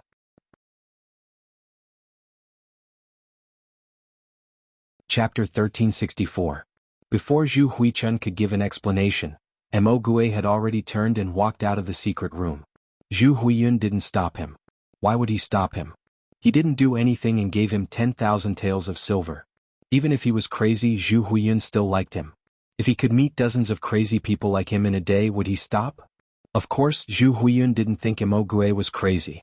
Since he said so, something might happen. What he needed to think now was what to do when the opportunity presented itself. Qin Tian brought him here, so Zhu Huiyun naturally wanted to hear his thoughts. "Minister Qin, what do you think?" "Your Highness, let's just pretend that nothing happened and do what we should do after receiving the banknotes. If it really is as this person said and such a day really comes, it won't be too late for us to plan for the long term. Otherwise, let's pretend we didn't see him. It's not a bad thing to take the money for free." No one would complain about having too much money. Although 10,000 taels of silver wasn't much of a problem for Zhu Huiyun, who had 500,000 soldiers, it was free. But after all, he had gotten it for free. Who would complain that it was too little? Zhu Huiyun nodded silently, obviously approving of this decision. But in fact he was very curious. This Emogue was obviously just a messenger. He had a master behind him. Who was this master?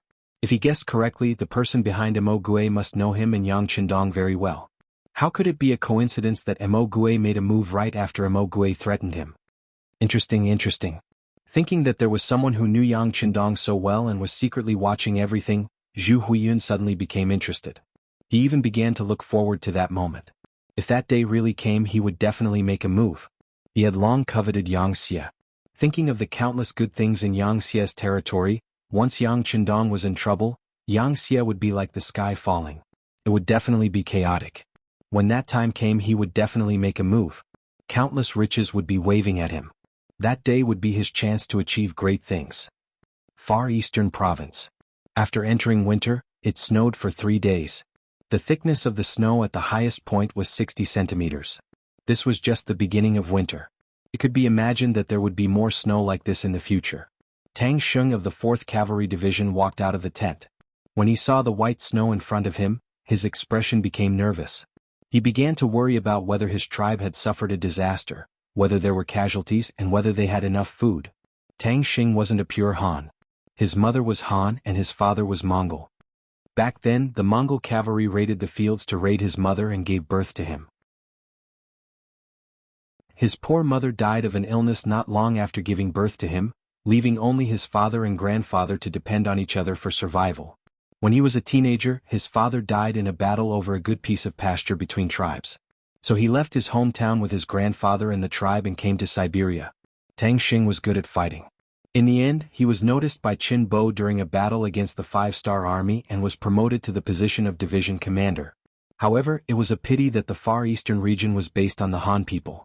The clans that had killed countless Han people had a grudge against the Far Eastern region. Commander Qin Bo didn't have a good impression of such people. Plus, the space in the city was limited, so it couldn't accommodate so many people. No matter how Tang Sheng tried to persuade him, he wouldn't let them in. Helplessly, he had no choice but to use his authority to find a place for them to stay in between the Far Eastern Prefecture and the West Siberian Prefecture. From time to time, he would send people to greet them and bring some food and other necessities. With the snow, the roads were blocked and Tang Sheng began to worry. However, he had a duty and could not move without a military order. In addition, the snow had blocked the road. Even if he sent out his trusted aides, they would not be able to get results immediately. This made him feel uneasy, as if ants were crawling in his heart. Give the order to clear the snow and check the situation. If the people are in trouble, open the granaries and release food. Tang Sheng gave the order to a messenger behind him. At this moment, Tang Sheng was displaying the authority of a division commander. After 5 days, the snow was cleared and a batch of food was released, so the people around the 4th Cavalry Division didn't have to worry about food. However, as a division commander, Tang Sheng's face was still filled with worry. The people of the Far Eastern Province had the help of the Yuan Province Army, so normal disasters couldn't do anything to them. But what about his tribe? Would they be able to pull through? On the 6th day, a tribesman whom Tang Sheng had been looking forward to suddenly appeared outside the big tent. Tang Sheng was excited, but at the same time his face darkened. This was because he realized that the tribesman named Herrick had tears streaming down his face when he saw him. "Brother Tang, our tribe has been surrounded by Akmu. You have to save them." The winter in Crimson City was no different from usual. In this half-modern city, there were all kinds of strategies to deal with anything. Even if there was a tsunami, there were ways to deal with it. Not to mention there was very little snow in Crimson City in winter, and most of the time there was no snow. It was already January 1461. Under Yang Qindong's constant efforts, the 6th Madame Wan Xiaoyu was pregnant. And this was only the beginning. In January they found out that the 3rd Madame Xiao Yuxue and the 4th Madame Dong Xiangxiang were pregnant. The Yang family's children were a great thing for the Yangxia people, so everyone's face was filled with joy. As the leader of the Yangxia people, Yang Qindong was naturally in a good mood. At night, he was busy with the concubines, and during the day he walked around the factories and schools, leaving traces of him everywhere. At the munitions factory steel mill, the factory manager, Wu Gang, was showing Yang Qindong the cavalry sabers and war sabers made of fine steel. Wu Gang was a veteran of the Yangxie people. He started working with Yang Qindong in June 1448. After more than 10 years, his steel mill was constantly improving. In the past, he had produced some weapons that could cut iron like mud, but they were not used in the army. At that time, the Yangxie lacked iron ore, and everything had to be cleared for the production of firearms, so the weapons in the hands of the 5-star army soldiers were not bad, but they were far from the best. The Yangxie expanded, occupied a lot of places, and had more iron ore, so improving the quality of cold weapons became one of the important jobs of the steel mill. When Yang Qindong saw that the cavalry saber in Wu Gang's hand could easily cut ordinary swords, his face showed satisfaction and excitement. With such weapons, there would be fewer soldiers dying in the war in the future. The main cement factory. The factory manager, Jing Guang, led Yang Qindong to inspect the 36 workshops in the factory. Among them, 6 workshops and production lines were newly installed. With their efforts, the daily output of cement could reach 500 tons, but it was still not enough for the rapid development of the Yangxie. Manager Jing, we need to continue to expand the production lines. There will be many places that need cement in the future. Don't be afraid that no one will want it. I can tell you that even if your factory produces cement for 100 years, it will still be far from meeting the demand. If you need any help, you can apply to the Ministry of Finance. Yang Qindong knew the use of cement, whether it was building houses or building roads, it was indispensable. Now it could be digested as much as possible. Jing Guang certainly knew the newly established Ministry of Finance, which was established by Yang Qindong to reduce the pressure of Governor Yu Qian. Its role was basically the same as the so-called Ministry of Revenue. The first minister was Luan Shaoqian, who was transferred from Yunnan province. 6th young master, don't worry. I will go back and apply for more cement. Jing Guang promised. Not only do you have to make more, but the quality must also be guaranteed. The label must be up to standard, and it must be checked layer by layer. If it is not up to standard, it will not be allowed to leave the factory. Yang Qindong's face was serious when he mentioned this issue. He knew very well what would happen if the quality of the cement was not up to standard. Repeatedly wasting money was a small matter. If the building really collapsed, who knew how many people would die? The main garment factory. The factory manager, Zhou Hua, accompanied Yang Qindong as he inspected the workshops one by one. Yang Qindong, who had just inspected the underwear factory and the garment factory, had a satisfied expression on his face. The style of the garment can be more varied, and it must satisfy more people's tastes. Yes. Zhou Hua looked at her son-in-law with a satisfied expression. If it wasn't for Yang Qindong's arrival, her family would probably still be living a hard life. As they spoke, they arrived at the military uniform factory. Looking at the green, white, and blue military uniforms that were packaged, Yang Qindong exhaled and said, "The material of the military uniform must be of good quality, warm in winter and cool in summer. Especially the winter clothes, the cotton inside must be of the best quality. We can't let any soldiers catch a cold or get hurt because of the military uniform." 6th young master, please don't worry. All the clothes produced have to go through 3 inspection procedures. They don't know each other. We have also set up a reward system. Whoever finds a problem will be rewarded. If the problem is not found, they will be punished. This greatly increases their enthusiasm, so there won't be any problems. When speaking of this, Zhou Hua was full of confidence. These ideas were given by her son Luan Shaoqian and daughter Luan Xiaoyu. How could they be wrong? Okay. By the way, mother-in-law, if you have time, you should go to the palace to see Xiaoyu. She is now pregnant, so she is a little nervous. You should go and comfort her. After talking about official matters, the mother-in-law and son-in-law started chatting.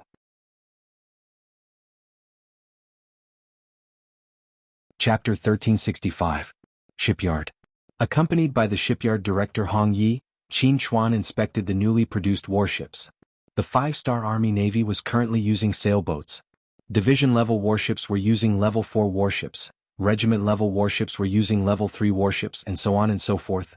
After years of hard work, they had finally built a Level 5 warship. The size of the ship and the number of cannons made it the warship used by the officers. We still need to build more warships like this. If there's any need, the other departments will fully cooperate and strive to upgrade all the warships. Looking at the ship that was over 100 meters long, Yang Qindong sighed. Yes, the Navy headquarters also has such a request. In the future, all division-level warships will be upgraded to Level 5 warships. In the future we will focus on researching level 6 and 7 warships. Hong Yi said with a face full of excitement. No, there's no need to worry about level 6 and 7 warships. Right now the research department is researching steam engines. Once that thing is built, it will be used on level 6 warships. At that time the speed will be dozens of times faster than now. Yang Qindong sighed and said, Paper factory. Factory director Kong and led Yang Qindong to inspect many workshops. Looking at the white paper being produced from the production line, Yang Qindong walked forward and took 2 pages. He found that the paper was very sturdy and thick. Very good. In the future Yang Xie's children will have to go to school. This will require a lot of paper. You will have to work hard. Yes. Kong nodded. We will definitely work hard. After spring we will build more production lines. There won't be any delays. There must be no delays. Education is the foundation of the country. Only when the people have culture and wisdom can the country become stronger. This is the national policy and no one can change it, much less neglect it. Glass factory. A year's GDP and wealth had reached a certain ratio. It had become one of the important sources of Yang Xie's wealth. As the factory director, Ming had his own pride. However, when he faced Yang Qindong, that bit of pride had long disappeared because everything in front of him was created by this person. Glass was not a big deal in Yangxia. It was even used in ordinary households. For example, the windows of many residential buildings were made of transparent glass. But to the Yang family this was still a novelty, especially the various accessories made of glass. Businessmen from other places would rush to buy them. After creating so much production value and wealth, the head of the glass factory, Ming, would be glowing with happiness wherever he went. The factory's confidentiality measures still need to be strengthened. We can't let others steal the results. If you need anything you can go directly to Jianghu. He will make the arrangements.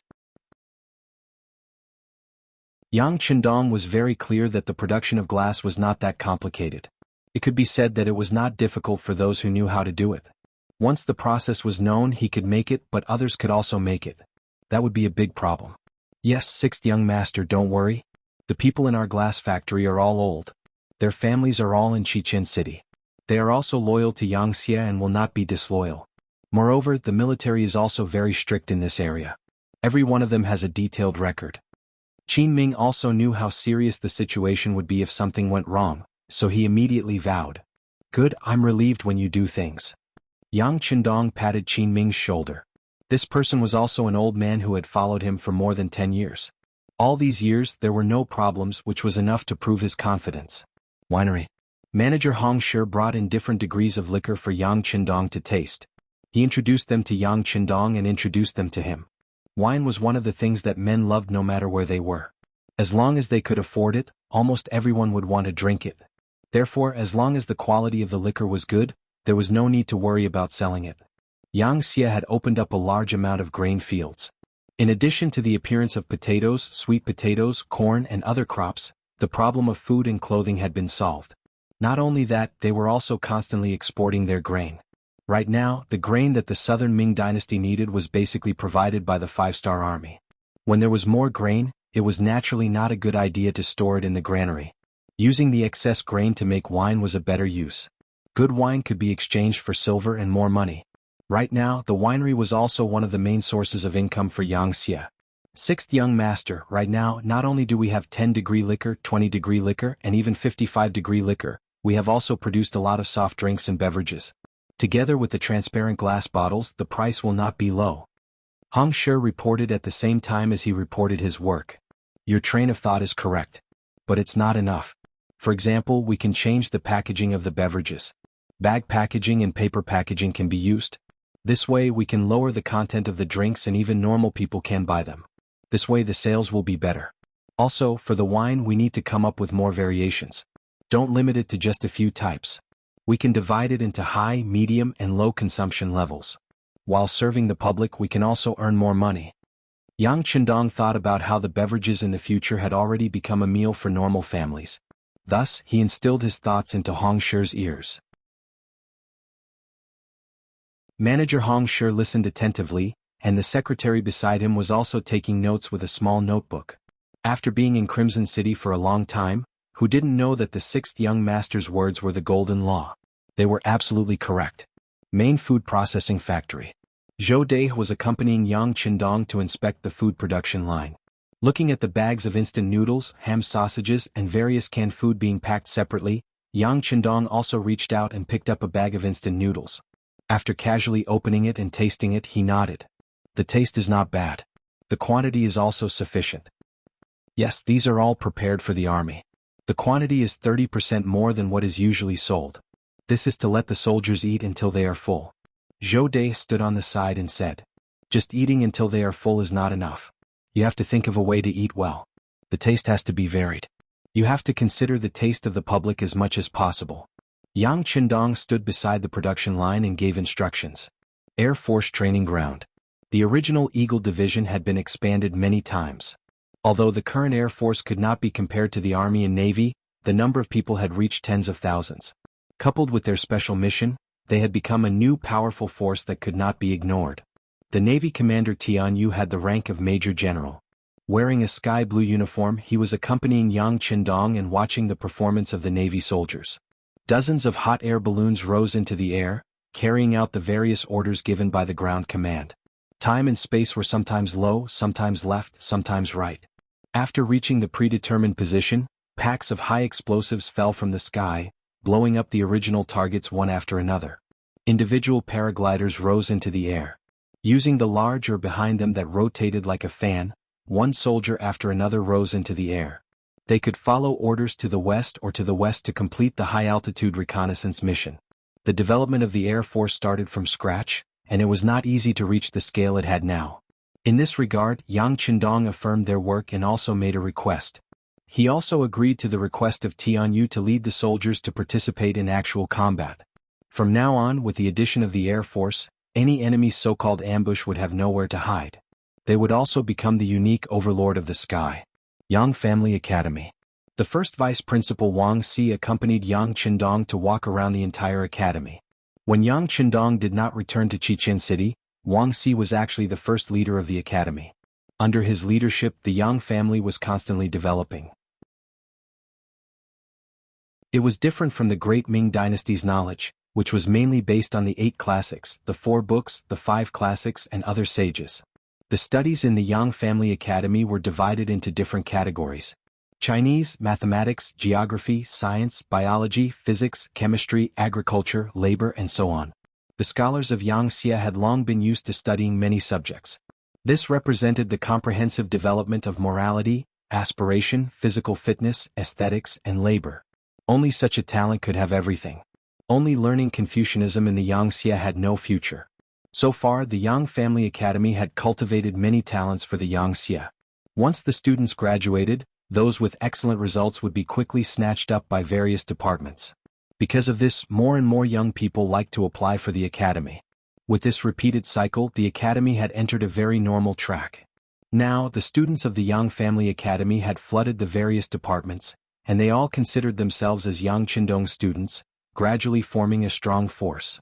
One could imagine that after a few years, when this group of people fully matured, they would become a powerful force. Perhaps even the future Huangpu would not be able to compare. Not only do they have to study, but also have them participate in labor and experience the real life of the common people. Every graduate has to live in an ordinary village for at least a month. This is a hard and fast rule. There are no conditions. Many things can only be said if one truly understands it. If one only reads it from books, not only will it not be deep enough, it will also be easy to be separated from reality. Yang Qindong wanted students who knew what to do, not students who only knew how to talk but not do, or students who only knew how to do but not speak. Yes, this student will remember. Wang Si nodded heavily. Seeing that Wang Si was almost 30 years old, Yang Qindong suddenly stopped and thought of something. Has your grandfather already retired? Wang Si's grandfather was Baiming's Minister of Personnel, Wang Ji, who held a high position and power. In the past, he was the person Wang Ji respected the most. He always thought that one day he could be as capable as his grandfather. But ever since he came into contact with Yang Shui, this thought slowly began to waver. Especially after coming to Crimson City, he no longer envied his grandfather. In his opinion, that position was a waste of life. It was just like a machine going to work and getting off work every day. It was really meaningless.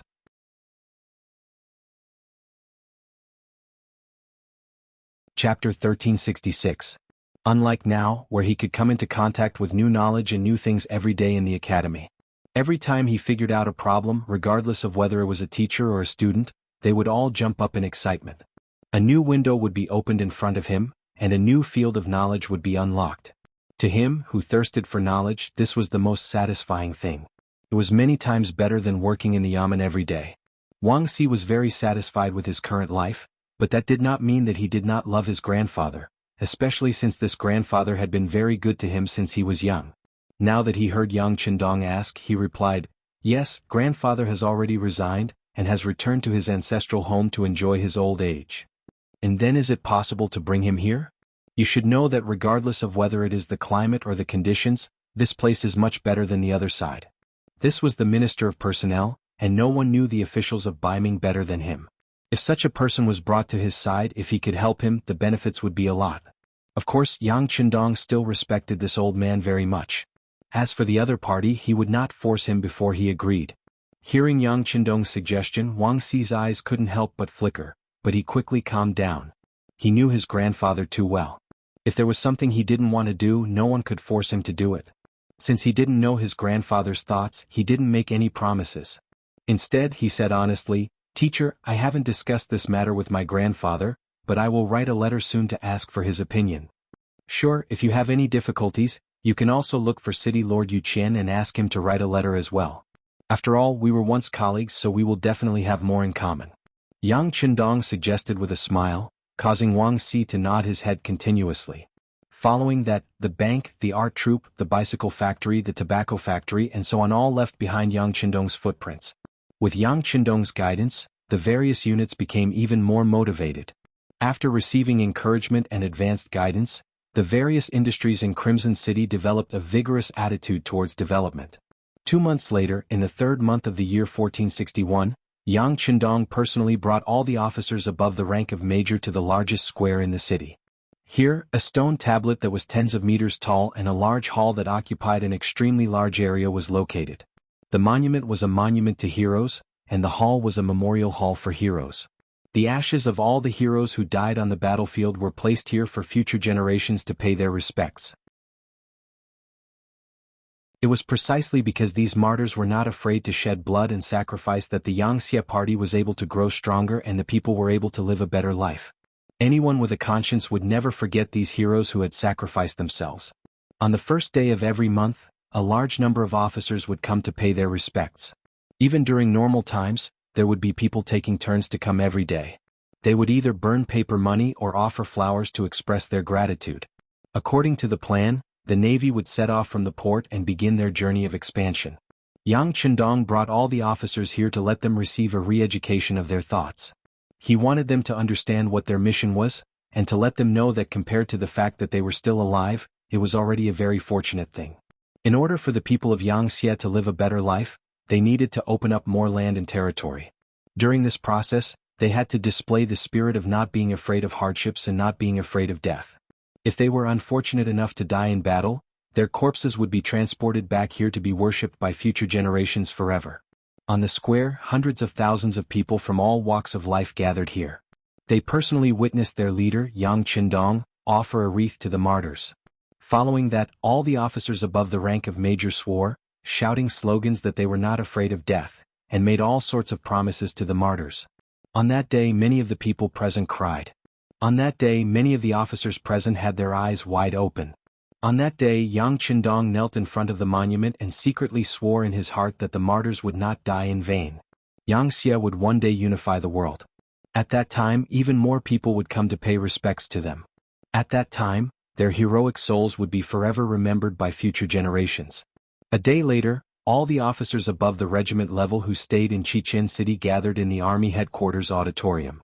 Yang Qindong personally taught them what the main contradiction was, what the secondary contradiction was, what the unity of thought was, what the united front was. How to build a base, how to fight a land revolution, how to mobilize the power of the people, how to do diplomatic and united front work well. 2 days later, under the personal escort of Yang Qindong, the Marines set off. Deputy Commander Gao Xiong personally led the team. Several naval divisions were ready to set off. Countless warships filled the military port, blowing their horns and raising their white sails as they set off with the wind. Yang Xie's struggle for hegemony on the sea began. 2 days later, Yang Qindong was in the palace accompanying the princess, Hu Yan. A telegram that had just been received was personally delivered to him by Beta Persei. In December, Luan Xiaoyu was pregnant. In January, Xiao Yuxue and Dong Xiangxiang were pregnant. In February, Tuoya and Su Muner were pregnant. In March, Junko and Hu Yan were pregnant. Yang Qindong was like a hard-working little bee, constantly wandering around the harem, using his strength as a grand master to continuously sow seeds. Fortunately, the results were remarkable. Other than the second wife, Qiao Yin, who already had Lele, all the other wives were pregnant. Even Hu Yan, after having Yang Bo and being pregnant with her second child, was as happy as a little girl. Yang Qindong also took more time to accompany her. When the telegram appeared, Yang Qindong's expression did not change, but a trace of doubt flashed through his eyes. If it was not an important situation, Beta Persei would not dare to send the telegram at this time. But he still came, which could only prove one thing. Something had happened. He reached out and took the telegram. After casually glancing at it, he put it aside as if nothing had happened. Next, he accompanied Hu Yan to watch the new song and dance arranged by the Arts and Crafts Regiment for a while. Seeing that the other party was tired, he asked Xiao Qing and other personal maids to send the madam to rest. After Hu Yan's back was out of sight, Yang Qindong turned and went to the office in the hall. As soon as he entered the large study, Yang Qindong looked at Beta Persei, who followed closely behind him, and asked, "What's going on in the Far Eastern region?" "Young master, after receiving the telegram from Governor Qinbo, I immediately asked the Security Bureau and the CIA. There was soon news from there. It should be that Tang Xing, the commander of the 4th Cavalry Division of the Far Eastern Army, suddenly rebelled and joined forces with the cavalry of a Siberian Mongolian tribe, Khan Hulahin, to attack the state capital of Arqing. After a bloody battle, Governor Qinbo disappeared, and now the Far Eastern region is basically in the hands of Tang Xing." Beta Persei obviously came prepared and reported after investigating the specific situation. "Khan of Siberia? Tang Xing rebelled?" Yang Qindong muttered. After an unknown period of time, a cold voice suddenly sounded. "They are courting death." At this time, Yang Xie was so powerful that others were afraid that they would find trouble with him. How could there be people who were so blind as to find trouble with him? There was also that commander called Tang Xing. He was in such a high position, yet he still rebelled. Yang Qindong really couldn't figure it out and was even angrier. However, there were some things that anger alone couldn't solve. What did Tiger's Mane say? Tiger's Mane's new army was in the beginning city, which was the closest to the Far Eastern region. If there was a problem there, they should have reacted immediately. Perhaps the army to quell the rebellion had already been sent out. This. Beta Persei lowered his head, his expression a little ugly. "What do you mean by this and that? I'm asking you, how many reinforcements are you going to send for the new army? Who will lead them?" Yang Qindong wished that he could give Beta Persei a kick. Why did it take so much effort to speak? Where did his usual straightforwardness and cleverness go? Beta Persei didn't dare to dodge Yang Qindong's kick, nor could he dodge it. He straightened his body and said, "Young master, regarding the matter of sending reinforcements, the officers of the new army have different opinions, so much so that Tiger's Mane can't force a decision." The so-called difference in opinions was still pleasant to hear. The truth was that everyone thought that the Far Eastern region was too poor and too far away, so there was no point in occupying it. Think about it, what did they get after occupying the Far Eastern region all these years? Other than the last time when the beginning city was in danger, Commander Qinbo brought 4 cavalry divisions to help, he had always been asking for things. After careful calculation, with so much manpower, material resources and financial resources, not to mention 1 army, even 3 armies could be built. The beginning city had begun to be self-sufficient through its own efforts. Neither Tiger's Mane nor Yumian wanted to continue to ask for help from Qichin City. They wanted true economic independence. The fertile fields on the grasslands and the various small factories in the city were where their confidence came from.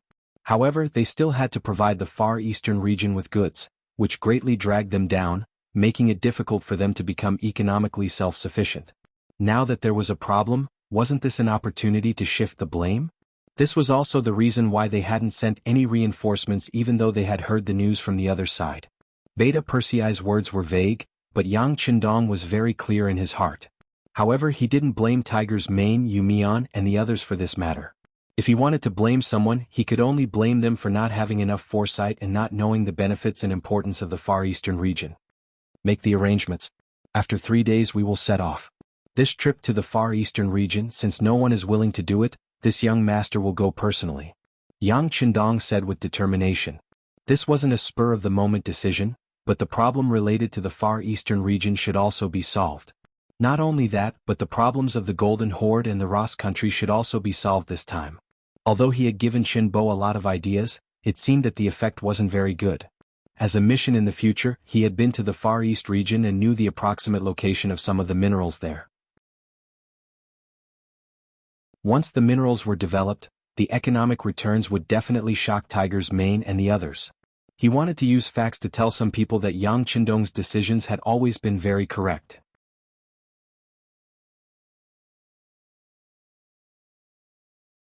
Chapter 1367. Yes. Beta Persei had long since had enough of staying in Resin City. Although his wife and children were in Resin City, he was only in his early 30s. It was not the time for him to retire yet. What he should do the most was to make meritorious contributions. Where would meritorious contributions come from? Staying in Resin City was just for experience. How could it be as strong as leaving this place and opening up new territories everywhere? Beta Persei excitedly went to make arrangements. Yang Qindong sat in the chair in the study room. After thinking about how many troops and supplies he needed to bring with him, he quickly got up. Since he was going to leave, he had to talk to the madam. Over the years they had always been apart more than together. Speaking of which, he owed them too much. No, he had already thought about it. When everything was on the right track, he would take the madam to walk around and accompany them. In the bedroom of the madam, Princess Hu Yen, Yang Qindong dismissed everyone. Even Yang Bo went out to play with the maids, leaving only Yang Qindong and Hu Yen cuddling together. Hu Yen had just been found to be pregnant. It was the time for her to stay still and not move. At this moment, she was half lying in Yang Qindong's arms with a face full of happiness. I'm sorry. After a long silence, Yang Qindong finally spoke. Dong Shui, are you leaving again? After just one sentence, Hu Yan's expression changed and her body trembled. But she quickly hid all her panic. Ever since she married Yang Qindong, she knew that her man was a man who could do great things. He must not be restrained by his love life. Towards Yang Qindong, the 8 madams each had their own way of addressing him.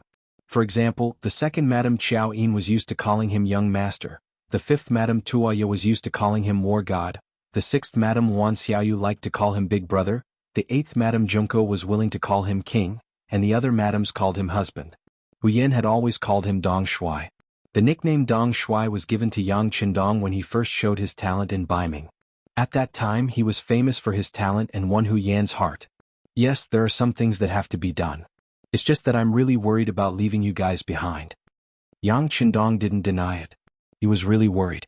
This time was different from the past. 7 out of the 8 madams were pregnant. How could a father be at ease? Don't worry, everything in the palace has been handed over to Qiao Yin. With Tai Qingyi, the head of the palace's guards, there won't be any problems. Dong Shui, just do what you think you should do. This concubine will wait for your return in the palace.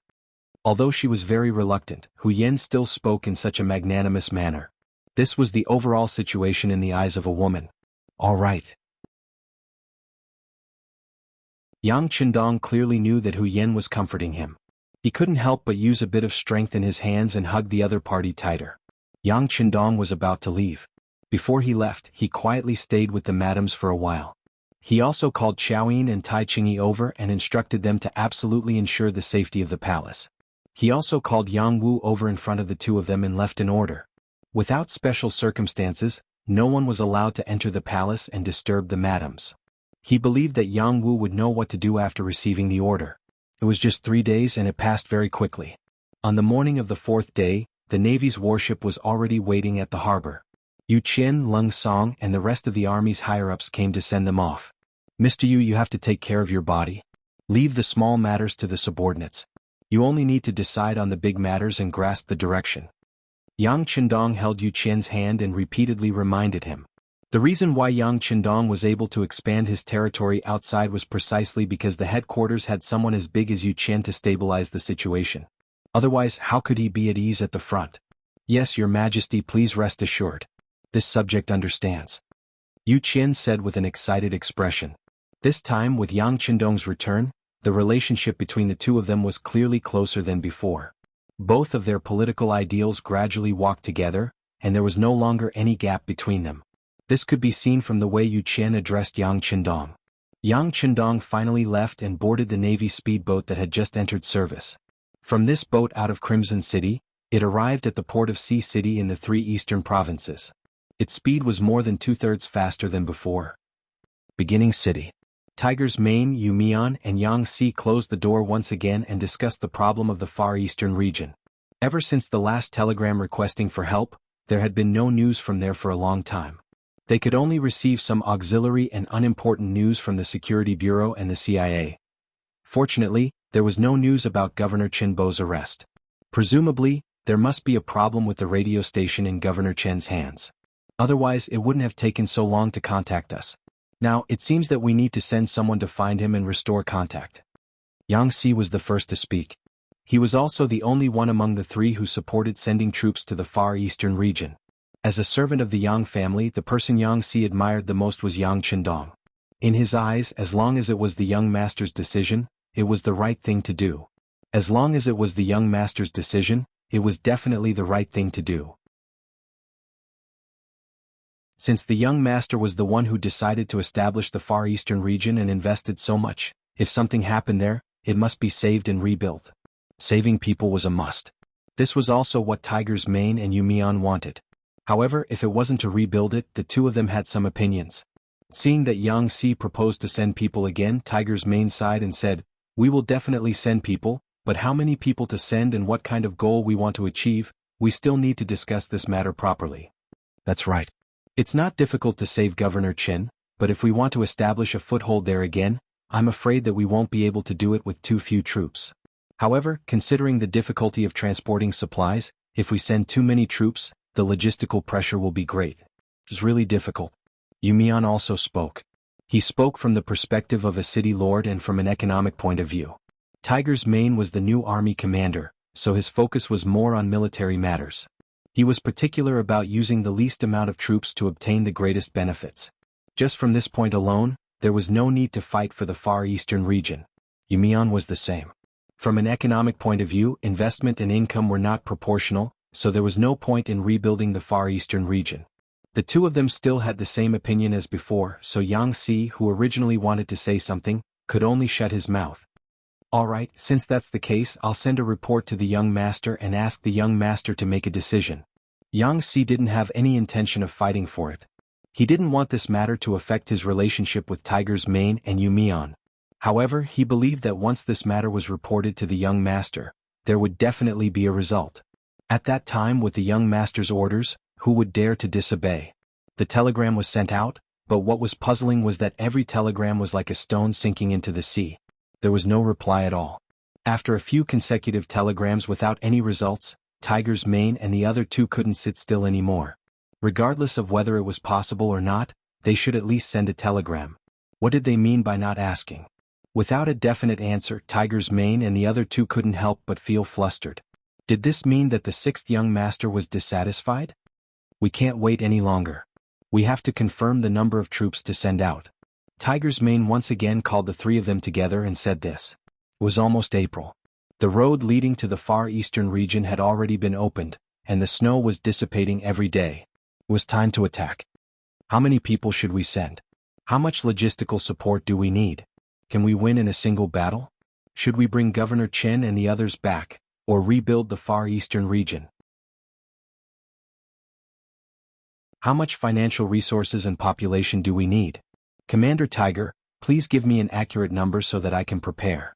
As soon as Tiger's Mane opened his mouth, Yu Mian's questions were thrown out one after another, causing him to choke and his expression to become more and more unsightly. Previously, Tiger's Mane and Yu Mian had the same opinion. However, now that he hadn't received Yang Qindong's order, Tiger's Mane was a little uncertain. He couldn't stand the pressure and wanted to make a move. Yu Mian was a little unhappy. He threw out these questions with the intention of letting the other party wake up. As the city governor of the first city and the leader of the local area, Yu Mian wasn't wrong to say this. He always had to estimate the gains and losses. He couldn't make a decision on a whim. If that was the case, once there was a loss, it might shake the foundation of the first city and ruin the good situation. This Tiger's mane stopped talking and looked at Yang Si for help. Yang Si turned a blind eye to this. He knew very well what kind of person Yu Mian was. Sometimes he would even dare to argue with the young master over a problem. He didn't think that he could make Yu Mian retreat with just his face. That person has to be sent. Tiger's mane, who didn't get a response, pulled a long face and looked at Yu Mian. When he spoke, he was already a little weak. We have to send someone. No matter what, the Far Eastern region is a part of Yangxia. The brothers there are brothers.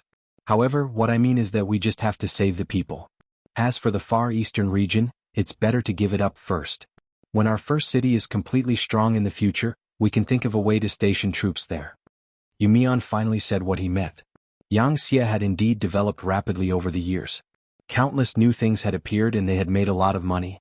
However, at the same time, the military expenditure was also very large.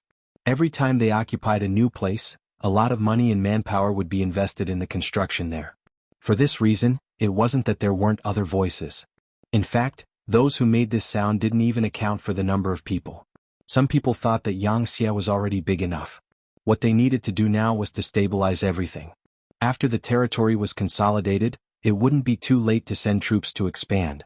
It would just be a few years later. However, this method was stable and there wouldn't be any problems.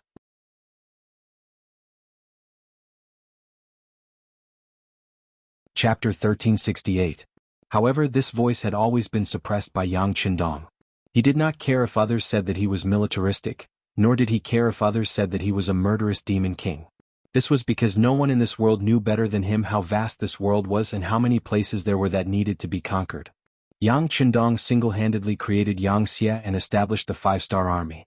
If even his actions were questioned by his subordinates, one could imagine that if he could not conquer more territory in his lifetime, once he was no longer around and his successor was replaced, would he still have the courage and influence to unify the entire world and make the Han people the only ruler? Yang Qindong did not dare to think about it, he could only lower his head and do it. Fortunately, although the price to pay for occupation and expansion was not small, the businesses in Crimson City were diversified and the money they earned was enough to cover the expenses of the war. For example, provinces such as Vietnam and Laos, after being ruled for many years, had already reached a balance of income and expenditure. If they continued, they would be able to provide returns to Crimson City. Coupled with his powerful charisma and influence, no one dared to publicly criticize the expansion. Even he had to put in so much effort, so he did not dare to leave this matter to others. This was the reason why the primordial city had not sent out any reinforcements even though there was a problem in the Far Eastern region. After Yu Mian expressed his thoughts, Tiger's mane could only nod his head in agreement after a moment of silence. Alright, then why don't we do as City Lord Yu says? Without a better suggestion, although Yu Mian's method was a little conservative, it was safe. Before Yang Qindong's telegram arrived, it would be better to do as he said. Yang Si did not say yes or no. He was like a mute the entire time, not saying a word. He also did not understand what the young master meant, but his intuition told him that the young master of the Far Eastern region would not give up. Otherwise, he would not have sacrificed so much over the years. Yang Si didn't say anything, so Tiger's mane and Yu Mian made the decision. After some discussion, they decided to send the 101st Division out to assist the Far Eastern region. They wanted to find Governor Chen and bring him back. The 101st Division's commander was Lu Zhua. He was an extremely senior general. He was a calm and steady person, and it was more than appropriate for him to complete the rescue mission.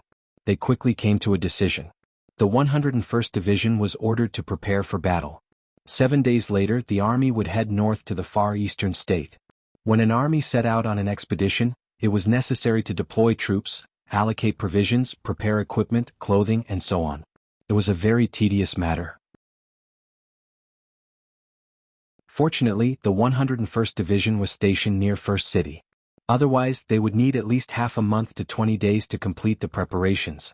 Time passed day by day, and with the City Lord's manor and the Logistics Command headquarters doing their best to prepare, the various resources that were to be taken away were loaded onto carriages. Because the journey was rather long, and the roads were not easy to travel on, just the logistics alone had prepared a total of 1,000 carriages. It was said that this was only the first batch. There would be a second and third batch after that. The army set out. Along the way, the men and horses ate and chewed. Every day was a huge expenditure. Just from this point alone, Yu Mian's idea of retreating from the Far Eastern region was not considered a mistake. After preparing for a full 6 days, seeing that the army was about to set off tomorrow, Tiger's Mane called Commander Lu Zhuo to his office. The two of them discussed the route of the march, how to protect themselves after entering the far eastern region, how to find Qinbo and the others, and how to retreat safely. Just as the two of them were discussing enthusiastically, the office door was suddenly pushed open from the outside. Tiger's Mane, who was listening to Commander Lu Zhuo's opinion, showed a displeased expression. Pushing the door open without permission was a sign of impoliteness. When he wanted to reprimand them, he could only suppress his dissatisfaction when he saw that it was Yang Si. Tiger's Mane still wanted to say something, but before he could speak, Yang Si spoke first. Tiger's Mane, Commander Lu, there's no need to discuss further. The young master is here. What? Hearing that there was no need to discuss further, Tiger's Mane was stunned. When he heard that the young master was here, his mind suddenly went blank. His first thought was that he had heard wrongly. Wasn't the 6th young master in the revered city? He had already heard that 7 out of the 8 madams were pregnant. It had to be said that the young master was indeed proficient in both literature and martial arts. He was actually so powerful in this aspect. Because of this, everyone thought that the young master should be in the palace of the revered city to accompany the madams. Who would have thought that he would suddenly appear in the origin city? That's right, the young master is here. Commander Chiu V of the Vanguard Black Cavalry has already entered the city. Let's go out and welcome him. When Yang Si said this, he was also somewhat in disbelief. However, when he saw Chiu V, all his disbelief disappeared. As the commander of the 1st Battalion of the Black Cavalry, wherever he appeared often meant that the young master would appear there. This was an indisputable fact. Hearing that even Chiu V had appeared, how could Tiger's Mane not believe it? He quickly put away the map of the Far Eastern region and walked out of the office while tidying up his military uniform. At the same time, his expression was very unpleasant. At this time, the young master had arrived in the origin city. This could only mean one thing. The young master was dissatisfied with their work. As the young master's most trusted person, he felt that his face had lost all light, and even felt a burning pain. With a gloomy face, Tiger's Mane did not care about discussing the war with Lu Zhuo. At this moment, he strode out of the army headquarters and went straight to the east gate of the origin city with Yang Si. On the way, they met Yu Mian, who was also worried and had an unpleasant expression. However, this time, the three of them did not even want to exchange pleasantries. They just nodded to each other and strode forward. At the east gate, the travel-worn Yang Qindong appeared in the distance with the Black Cavalry. In order to rush for time, Yang Qindong and the others stopped their horses but did not stop. Along the way, they changed their horses countless times and finally arrived at the origin city in the shortest time possible. Compared to the last time he left, Yang Qindong's face was also full of displeasure. Obviously, Tiger's Mane, Yu Mian, and Yang Si's response to the problem of the Far Eastern region this time made him very dissatisfied. However, although he was dissatisfied, Yang Qindong did not intend to blame the three of them. After all, not everyone knew the importance of the Far Eastern region like he did. Even in the future, the Far Eastern region accounted for more than a quarter of the entire country. It was not an exaggeration to say that once it was occupied and stabilized, it would not be far from unifying the entire Russia. Of course, the current Russia could not even be called a country. It was still living a difficult life under the oppression of the descendants of the Mongolian cavalry. At the east gate, Tiger's Mane and the other higher-ups of the origin city stood there. As soon as they saw Yang Qindong appear on the white dragon, the people led by Tiger's Mane knelt on the ground with a plop and pleaded guilty. Let's talk about it after we enter the city. Yang Qindong only looked around before he rode on his horse. This time he did not dismount from his horse and exchange greetings with everyone, which already showed his dissatisfaction. He could not blame these people, but it was necessary to give them some face. Otherwise, if he encountered such a thing in the future, he did not know what would happen. Tiger's Mane and the others followed behind Yang Qindong with a nervous heart and arrived at the palace courtyard of the origin city. When the high-ranking and middle-ranking people were rejected outside the palace and only Tiger's Mane and the other two were left, they once again knelt on the ground with a plop. Beta Persei had already found a chair for Yang Qindong to sit down and then stood aside. This time Beta Persei was also very angry. The young master had requested the development of the Far Eastern region. He had also invested a lot of manpower and material resources and stationed an army there. When something happened there, the origin city was the closest. They should have sent reinforcements as soon as possible. Why did it take so long? No matter what reason they had, it was clear that they did not believe in the young master. Based on this point, Beta Persei had no intention of pleading for Tiger's Mane and the others. As the one who had followed Yang Qindong for the longest time, Beta Persei knew better than anyone else how powerful the sixth master was. Although his mind was also full of doubts about some things, it was undeniable that the young master's strength had completely conquered him. Even if the young master brought him and the two of them to rush into the great Ming palace, he would not be full of doubts like others. Instead, he would carry out his orders without blinking. Beta Persei's ability to execute and obey orders was something that Yang Qindong admired very much. Moreover, this person was also smart. He knew what could be said and what could not be asked. This was the main reason why Yang Qindong was willing to keep him by his side. Yang Qindong had no intention of letting the three of them get up. He sat there and listened to their reports. This was especially true for the northern Ming dynasty. When Yang Qindong left, he had already laid the foundation for everything. The defeat of Bai Ming's 400,000 troops had greatly damaged Bai Ming's arrogant momentum. In the end, they had to give in and sent Shi Heng to discuss reconciliation with Yu Mian. 1 million Han people had been sent over, and Gao Yu and the others were also sent back to Bai Ming's imperial court. Naturally, it was impossible for the soldiers who had surrendered to be returned. With people and a sufficient population, many things would be easier to do. The land around the origin city was once again reclaimed in large amounts. A large number of potatoes and corn were planted. It could be imagined that the origin city would be self-sufficient in terms of food in the future. His Majesty personally reported the matter, but there was no joy on his face. All of this was arranged by Yang Qindong before he left. He was just carrying out his orders and did not deserve any credit. Yu Mian had just closed his mouth after reporting when Tiger's Mane, who could not wait any longer, had already opened his mouth. "Young master, I'm guilty. Please punish me." "About the Far East? Well, you don't have to worry about the problems in the Far East. The new army group will take good care of the origin city and be the logistics officers of the new army and the new 5 armies. Yang Qindong simply waved his hand.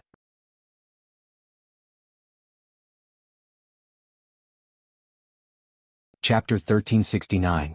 Young Master, our new. Knowing that Yang Qindong was displeased, Tiger's Mane still wanted to continue to fight for it. However, Yang Qindong spoke again. "This time the young master will personally lead the troops, so you don't have to ask for instructions. By the way, this trip will use a lot of manpower. The required food and other things will be transported over from Red Nest City soon. Yes, everything will be handed over to the logistics command." As soon as he spoke, he only mentioned Yang Xi's name and even excluded Yu Mian. Immediately, Yu Mian's expression became very ugly. Yu Mian was not as simple as Yu Qian's son. If that was the case, Yang Qindong would not have given him such an important task. At most, he would have spent more money to find a comfortable position for him to stay.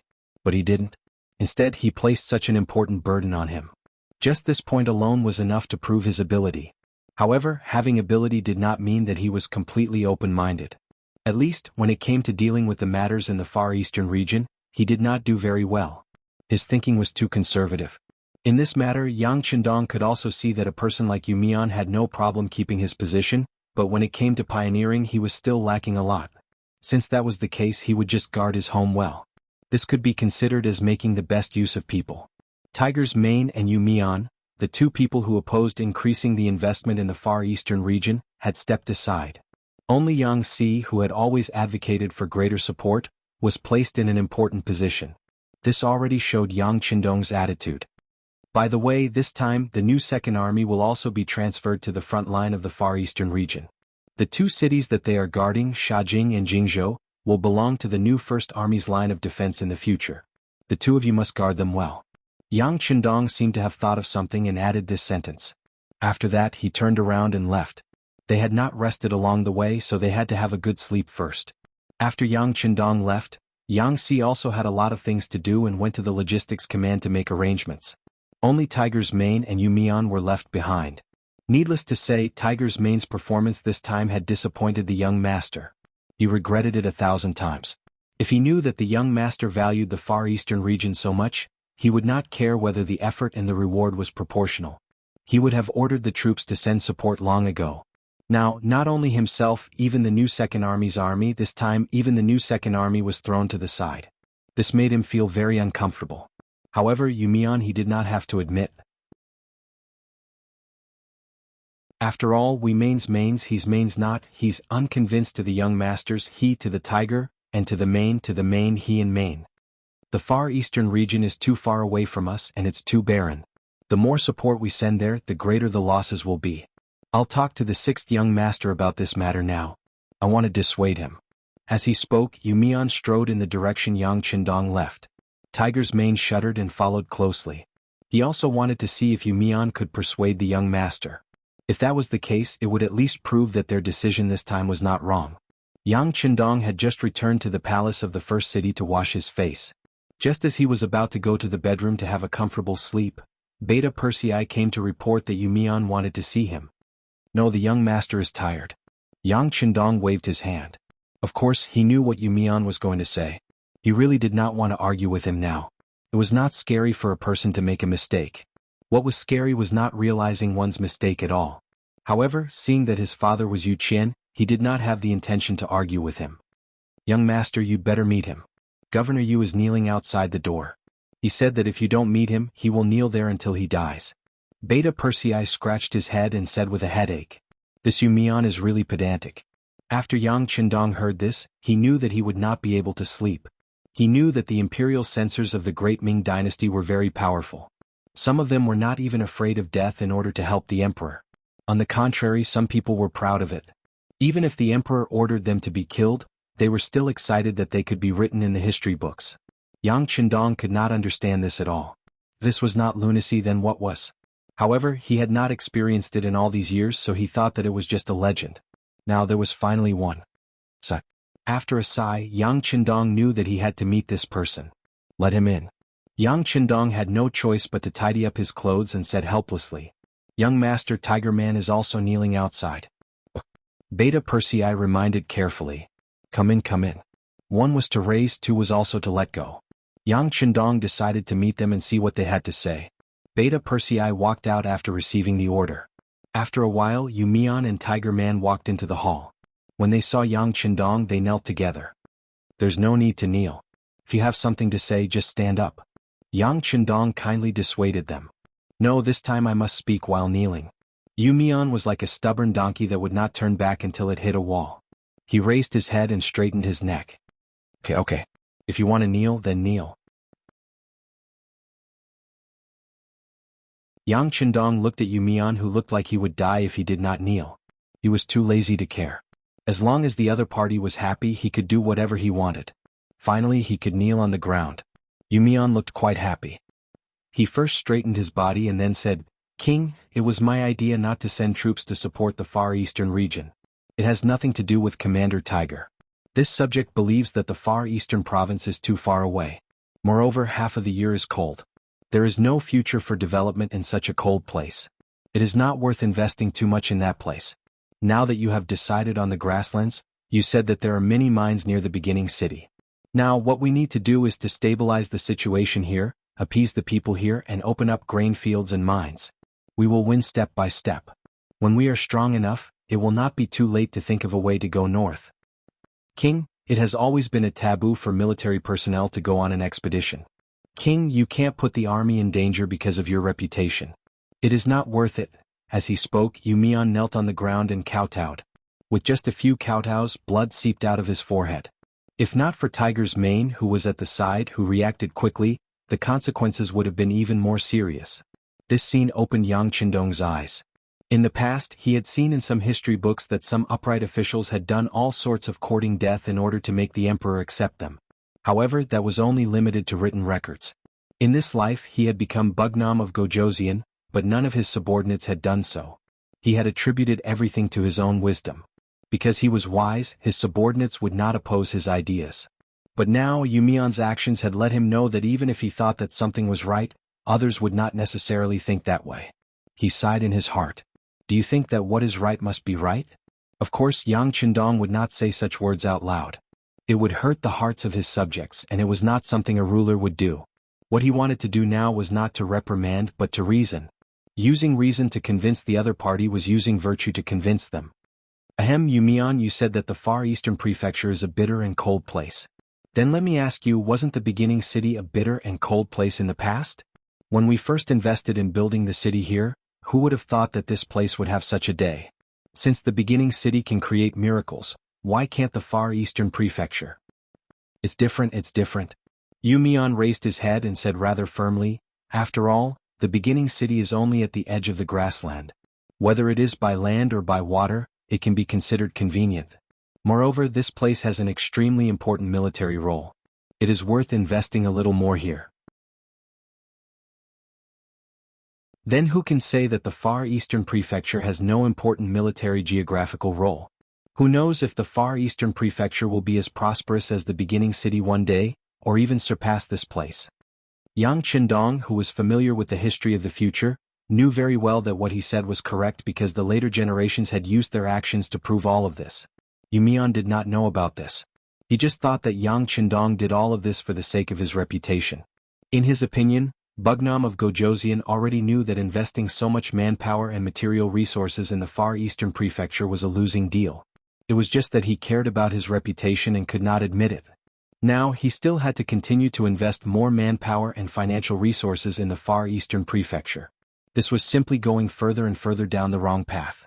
As a person who was put in an important position and was also a person who had received kindness, Yu Mian had to stand up and speak properly. Although the king's reputation was important, he could not make mistakes again and again just because of his reputation and lose so many people and money. Although Yang Qindong's words were true, it was a pity that Yu Mian, who thought that he had seen through everything, did not think so. Seeing that Yang Qindong was still talking about how good the Far Eastern Prefecture was, Yu Mian's face showed disbelief. This scene was seen by Yang Qindong. He knew that Yu Mian did not believe his judgment of the Far Eastern Prefecture at all. Since that was the case, no matter how much he explained, it was useless. He could only use practical actions to slap his face. All right, since City Lord Yu does not believe it, why don't we make a bet? Bet? This subject does not gamble. Yu Mian shook his head and said with disdain. Your mother. Yang Qindong almost cursed out. In the face of such a stubborn subject like Yu Mian, he really didn't know what to say. He was even more certain in his heart that he had to put on an act this time and succeed. Otherwise, with this victory, he was afraid that in the future he would not only have Yu Mian under his command, but also Wang Mian and Li Mian. At that time, it would be even more difficult to do anything. This would also be a huge blow to his authority, which was something he absolutely did not want to see. No, this time you have to bet even if you don't want to bet.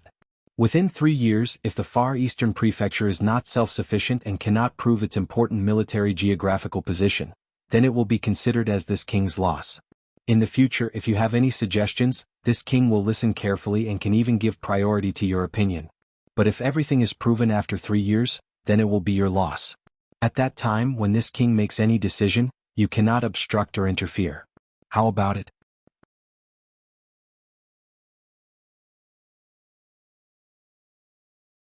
Chapter 1370. Yu Mian's problem had to be solved. Otherwise, there would be endless trouble in the future. Think about it. This time, even Tiger's Mane was persuaded by the other party. Yu Mian himself did not know what would happen next time. It was only a 3-year time limit. It could be said that Yang Qindong was going all out this time. At least, that was what Yu Mian thought. It was only 3 years. So what if Bugnam of Gojoseon caused trouble for 3 years? Once he failed, there would not be such a rash thing in the future. It was worth it no matter how one looked at it. As for whether the 6th young master would win or not, Yu Mian did not consider it. He was involved in every bit of the construction process of the first city. There was no need to mention how many difficulties there were. This was because the first city was not too far away from Liaodong and Baiming's capital, so he could get help for everything he needed. Of course, the Far Eastern region would also receive the support of Chichen City. With Bugnam of Gojoseon around, perhaps they would receive more resources. However, so what? After all, it was too far away. Could it really be like the first city? At least, Yu Mian did not believe it. No matter how one looked at it, this matter was worth a gamble. In the end, Yu Mian raised his head. Okay, I'll bet. After Yu Mian agreed to the bet, he could no longer interfere with Yang Qindong's every move. He finally relaxed and the first thing he did was to sleep. No matter what he wanted to do, he had to have a good body first. This was a prerequisite. Just as Yang Qindong was about to fall asleep, news of his bet with Yu Mian had also spread. This was naturally Yu Mian's idea. He was afraid that Yang Qindong would go back on his word. He wanted to make this matter a reality. Yang Qindong did not know about this. Even if he knew, he would not care too much. Since he dared to say it, he was naturally confident that he could win. He slept all the way until night. When Yang Qindong woke up, he was full of energy. Beta Persei also took the opportunity to take a nap. When he saw that Yang Qindong had woken up, he carried a basin of water into the room. While his master was washing his face, he said, "Young master, Commander Tianhu, Commander Sherbei, and Commander Dai Qua are all here. All right, summon them into the palace to discuss matters." Yang Qindong put down the towel in his hand, a confident smile on his face. After obtaining Yang Qindong's permission, the world's #1 cavalry division completed the task of expanding the army in a few months. This was all thanks to Baiming's Liaodong cavalry. In the battle with them, they had captured more than 40,000 people. Most of them had been educated and became glorious soldiers in the world's #1 cavalry army. After the expansion, the world's #1 cavalry army's combat strength had also increased exponentially. With more than 40,000 soldiers, they would not be afraid even if they faced enemies several times their number. Needless to say, they were already humiliated by the fake surrender. They were eager to change themselves through a big battle. They naturally responded to Yang Qindong's summons this time. From the commander to the soldiers, they were all full of fighting spirit. Dai Qua was originally a member of the Far Eastern Army. This time he was transferred by Yang Qindong. He wanted to take advantage of the other party's familiarity with the situation to enter the Far Eastern region. With the help of this division, they would be able to achieve twice the result with half the effort. When the three saw Yang Qindong in the main hall, they all excitedly saluted. Just from their appearance, they should have made sufficient preparations. Very good. Looking at your appearance, this king has an idea in his heart. Looking at the three, Yang Qindong also smiled. This was a confident smile. Presumably you already know about the matter. Tang Xingjuan's change has caused the situation in the Far Eastern region to be unclear. It has also successfully provoked the anger of our 5-star army. This time, this king will personally go and let those who betrayed and dared to be our enemies know the consequences of angering our 5-star army. How about it? Do the three of you have the confidence to enter the Far Eastern region and show the might of our 5-star army? Yes. The three answered in unison. Their faces were filled with excitement before the big battle. Ah, good. Let's discuss the matter of sending troops. While Yang Qindong was laughing, Beta Persei had already commanded several black cavalry to carry the map of the Far Eastern region. That night, everyone discussed until late into the night before dispersing. With the provisions prepared by the new army group for the 101st Division, Yang Qindong only rested in the first city for 2 days. Then he personally led the 2,000 black cavalry, a regiment under division commander Dai Qua, and the 1st Division of the 1st Heaven Cavalry Army to the north as the vanguard. Bei would lead the other 4 divisions of the 1st Heaven Cavalry Army, the other 4 regiments under Dai Qua, and the new 2nd Army to wait for the arrival of the supplies from Resin City. This time, Yang Qindong obviously put in a lot of capital. It was said that there were dozens of large ships and 2,000 carriages of supplies transported from Resin City alone. Besides, Yang Qindong also went straight to the north after leaving the first city. He walked along the road that was previously used to transport supplies. The road from the first city to the Far Eastern region was indeed not short, but the road was not that difficult to walk. On the contrary, they had been repairing the road. They even put in a lot of effort to lay railway tracks for some distance, so the speed of the army's progress was not slow. They walked 250 miles on the first day. This was naturally related to the fact that the vanguard army was lightly armed. However, if they did not have the foundation that they had previously laid, they would not be able to reach this speed. Only 3 days later, the vanguard army led by Yang Qindong personally entered the Chita region. They could already see the shadow of Yablonov Mountain from afar. At this time, the Far Eastern region was like a natural unpolished jade. It had not been exploited or damaged. Looking from afar, the tall mountains and forests were covered in a layer of light green. It was the appearance of the beginning of spring. Due to the climate, the winter in the Far Eastern region came much later than in the Great Ming Dynasty. Along the way, some places where the sun did not shine could still see a small amount of snow. Just based on this, one could feel the helplessness of the bitter cold. In such a climate, it was no wonder that no one occupied such a large territory. However, all of this would change with the arrival of Yang Qindong. Dai Qua had already left with a regiment of soldiers. As the vanguard of the vanguard, he had to find Commander Qin Bo in the fastest way possible. Relatively speaking, the vanguard army led by Yang Qindong did not need to be in such a hurry. They only needed to follow the marks left by the other party. As the army entered the mountain range, the road became more and more difficult to travel. In the past, he had only read on the telegram that 2/3 of the supplies sent to support the far eastern region would be consumed on the way because of the road and distance. Yang Chendong did not believe it, but after personally making a trip, he had a deeper understanding of this. He also finally knew why Yu Mian would take such a big risk to stop him from supporting the far eastern region. Is the road difficult? Full of difficulties? Yang Chendong snorted. He liked challenges. If the mission was too easy to complete, it would lose its meaning. Just like in his previous life, sometimes in order to complete a task given by his superior, he could hide in a place without moving or eating for 36 hours. Compared to the hardships he had to endure back then, the hardships he was going through now were nothing. Send a telegram to Commander Shibi. Tell him to open up a path for the army. It shouldn't be too wide, but it should pass through the carriages first. If one wanted to be rich, one had to build a road first. This was a truth that could be used anywhere. The biggest obstacle preventing the development of the Far Eastern region was the transportation. If this problem could not be solved, then everything else was useless. After talking about the path, the vanguard army continued forward. After passing Yablonov Mountain, they saw the Stanov Mountain range. After a few days, they saw the Arden River. At this point, the scouts in the vanguard finally sent news that they had seen signs of human habitation. Beside the Arden River, the water plants had already developed from light green to dark green. It was also close to the water source. This kind of place was often the favored environment of herders. It was reasonable to see humans in this kind of place. There weren't many people on the other side, at most 100 or so. When Yang Chendong led the vanguard to the riverside, the originally busy herdsmen panicked. The screams of women, the cries of children, and some young men had already rushed out of the tents with daggers in their hands, standing together at the outermost circle. Herders had their own rules. Once they encountered an unknown situation, the young men in the tribe would habitually protect the elderly, women, and children in the middle. This way they could better protect the tribe in battle. Under normal circumstances, even if these young men were all killed, the elderly, women, and children would not be in any danger. They would only become the slaves of another tribe. It was the same everywhere. If one wanted to survive, they would always need a large number of people. Sometimes, the result of leading two tribes directly to war was just to snatch the population.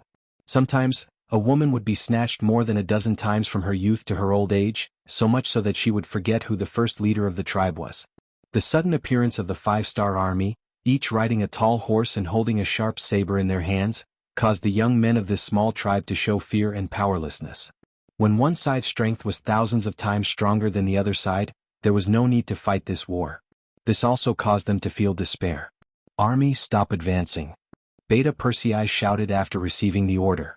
As soon as his loud voice came out, the cavalry warriors of the 1st Division of the World's Cavalry Army all stopped.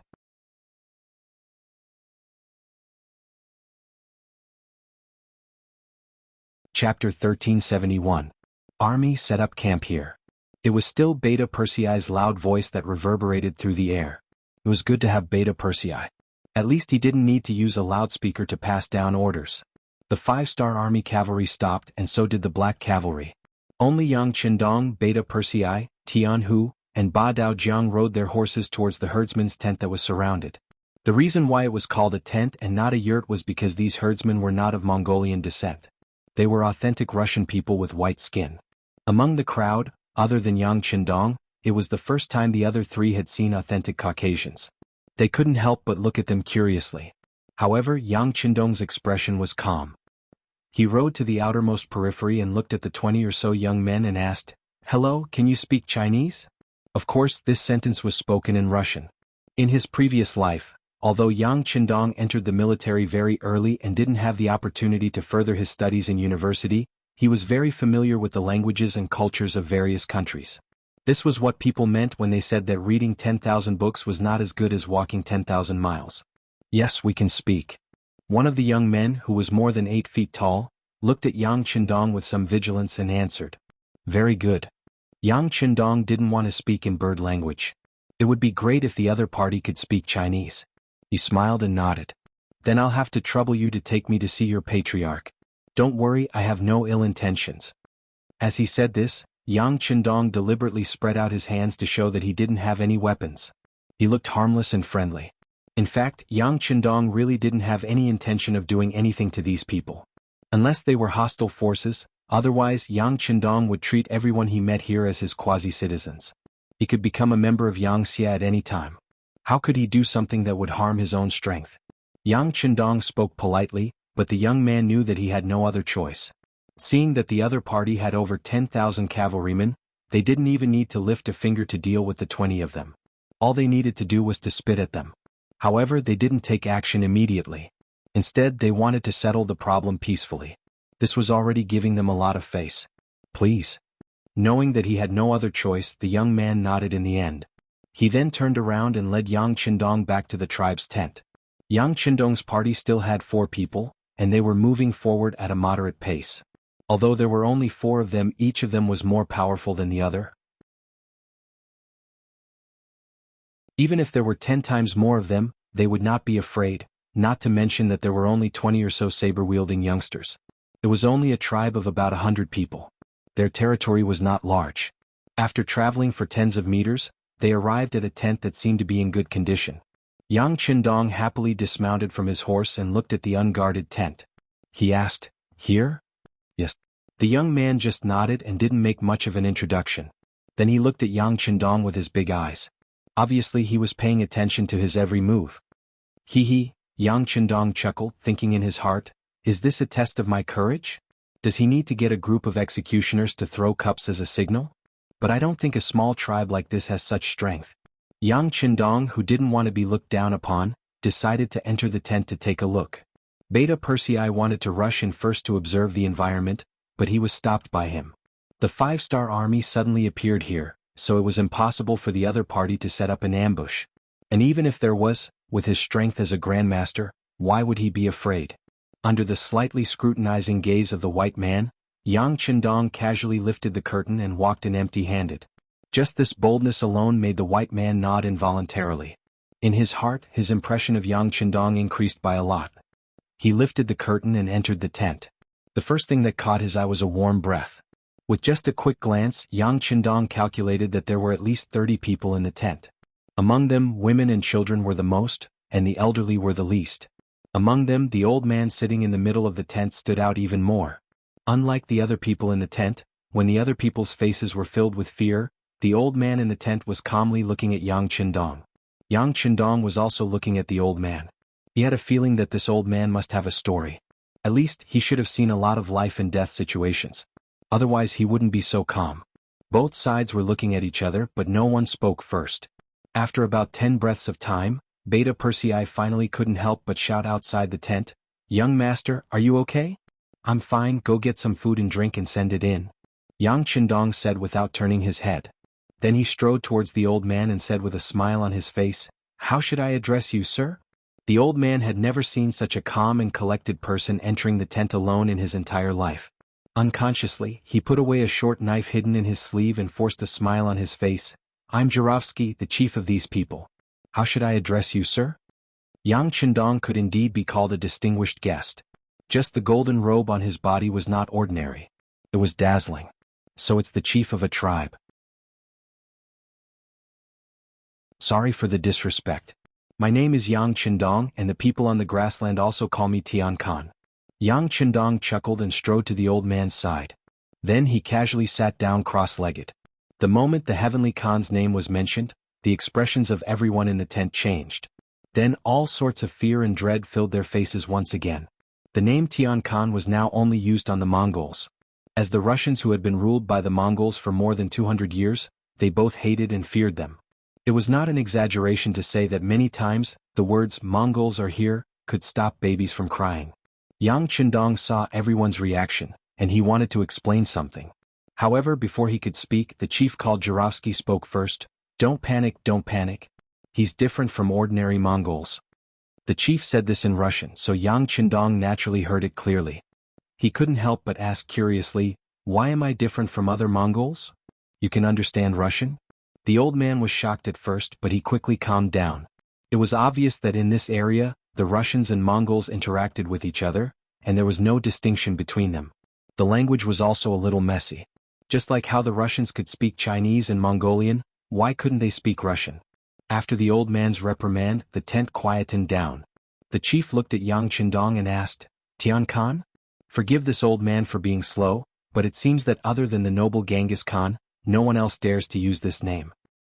That's right. Yang Qindong smiled and nodded. He did not expect the chieftain to be so knowledgeable. However, there was one thing he had to correct. I am not a Mongol. I am a Han Chinese. The title, Heavenly Khan, is a form of respect for me. You're not a Mongol? You're a Han? Jurovsky's face flashed with surprise for the first time. Then he thought of something and asked, but what's the relationship between the Tian Khan and the Han people in the Far East? He didn't expect the old man to know about the Han people in the Far East. Yang Qindong was also interested. You know about them? That's right, we're together. When he heard Yang Qindong admit it, the chief's expression relaxed a little. He then said, I've been to the Far East before. I even moved stones there and helped build the city. I even received some wages. The Han people there are not bad. Wages? Not bad? Yang Qindong didn't understand this information. Since the old man had been to the Far East, why didn't he live there? This was much better than wandering around. With doubts in his heart, Yang Qindong asked, I didn't expect the chief to have help there. But what's your impression of the place? Impression? The chief seemed to recall and said, it's not bad. At least they don't discriminate against us Russians. We're paid well. Although it's not as much as the Han people, it's still not bad. The city is very grand, but they don't allow us to live there. It's a pity. They don't allow you to live there?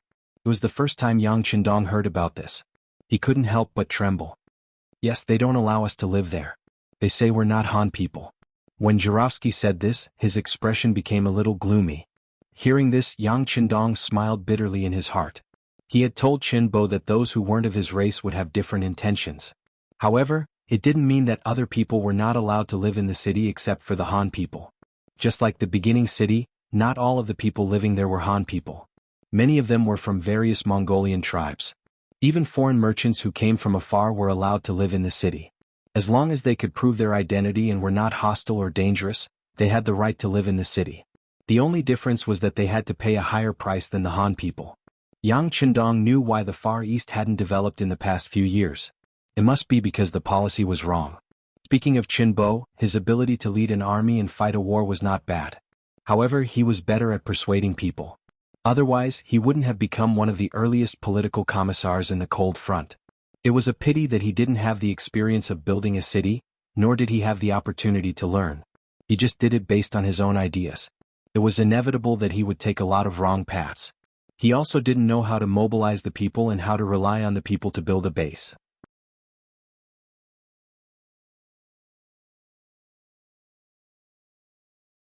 Chapter 1372.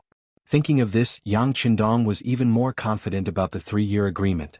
In the past he couldn't find the root of the problem, but now he knew where the mistake was. As long as he corrected it, the development of the Far Eastern Prefecture would improve. Perhaps in less than 3 years, everything would change and the Yang faction would have another large base of operations. If he wanted to change, he had to start with himself. Thinking of this, Yang Qindong stood up. Seeing Jurovsky's confused look, Yang Qindong stood up and bowed to him. This bow frightened Jurovsky. He would never forget that the Heavenly Khan had 10,000 cavalrymen just outside the tent. Now that he was on the chopping block, how could he accept such a great bow?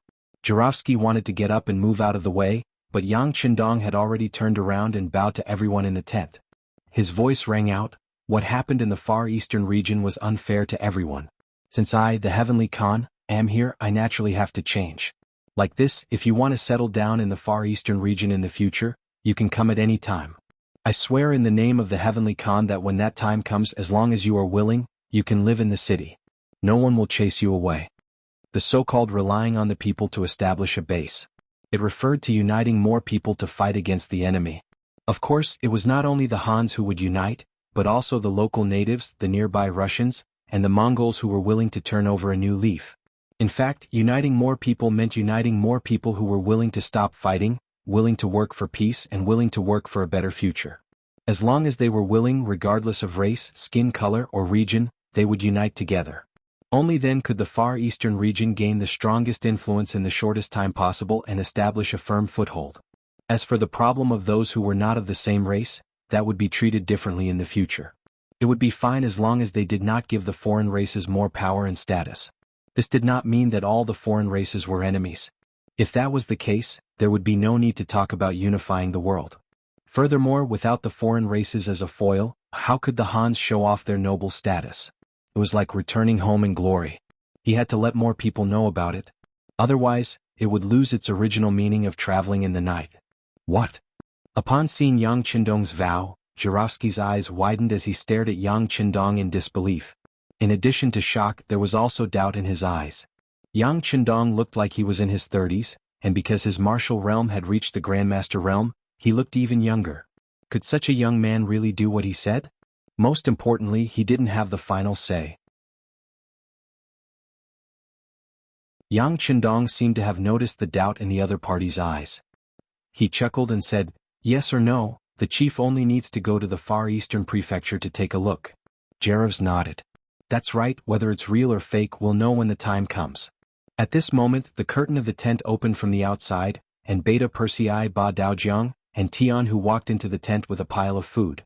As long as the conditions were met, Yang Qindong would never wrong himself. This time, not only did he bring military provisions like compressed biscuits, but he also brought instant noodles, ham sausages, various canned food and cigarettes. As the three of them entered, all kinds of food were quickly piled up together. These beautifully packaged food were all things that Jurovsky and his people had never seen before. "Come have a taste." Yang Qindong took a ham sausage with a smile on his face, tore it open and chewed it in his mouth. There were also some canned food, and after opening it the aroma overflowed. Soon the sound of people swallowing their saliva could be heard in the tent. The elderly and women could still restrain themselves as much as possible, but the children couldn't. Originally, because of the heavy snow, they ran out of food a long time ago.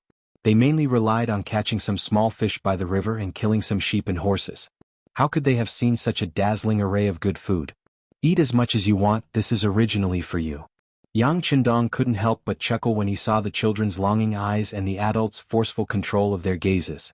However, the children didn't move. Although some of them were already drooling, they still controlled themselves and only looked at Chief Jurovsky. "Let's eat," Jurovsky said after a slight hesitation. Although he didn't know why the Heavenly Khan was so good to him, since the food was already in front of him, it would be a waste if he didn't eat it. Even if there was danger, he could die with a full stomach, right? After receiving permission, the children rushed towards the pile of food until their hands could no longer carry anything else. Then they hurriedly returned to their mother's side. What followed was the sound of wolfing down the food. At this moment, even people who didn't have an appetite would feel hungry after seeing the children's performance. With food as a bridge, Yang Qindong quickly became friends with Jurovsky and the others. After 2 crude cigars were lit and placed in their mouths, Jurovsky no longer had any guard against Yang Qindong. Yang Qindong smiled. The first step was to remove their guard, and the second step was to strengthen their relationship. The next step was to integrate everyone and become one of them. Yang Qindong naturally had his own way of doing this. Simply put, it was nothing more than bait. Humans die for wealth and birds die for food. After a person filled their stomach, the next thing to consider was how to obtain more wealth so that they wouldn't starve anymore. Yang Qindong, who was very clear about the hearts of these herdsmen, used his trump card, silver. When Yang Qindong explained to Jurovsky that in the future, people other than the Han people would be allowed to live in the Far Eastern region, and not only that, as long as they acknowledged and returned to the Far Eastern region, they would be able to obtain an identity certificate, be allocated farmland, have a job, and have their own house. Jurovsky's eyes lit up when he heard this. Because of the geographical climate, the Far Eastern region was indeed vast and sparsely populated. However, this didn't mean that there were no people here. It was just that the place was too big and there were too many people, so it didn't attract much attention. However, if one were to count carefully, the population here would be at least a few 100,000 or even more. There were countless mountains, forests and lakes here.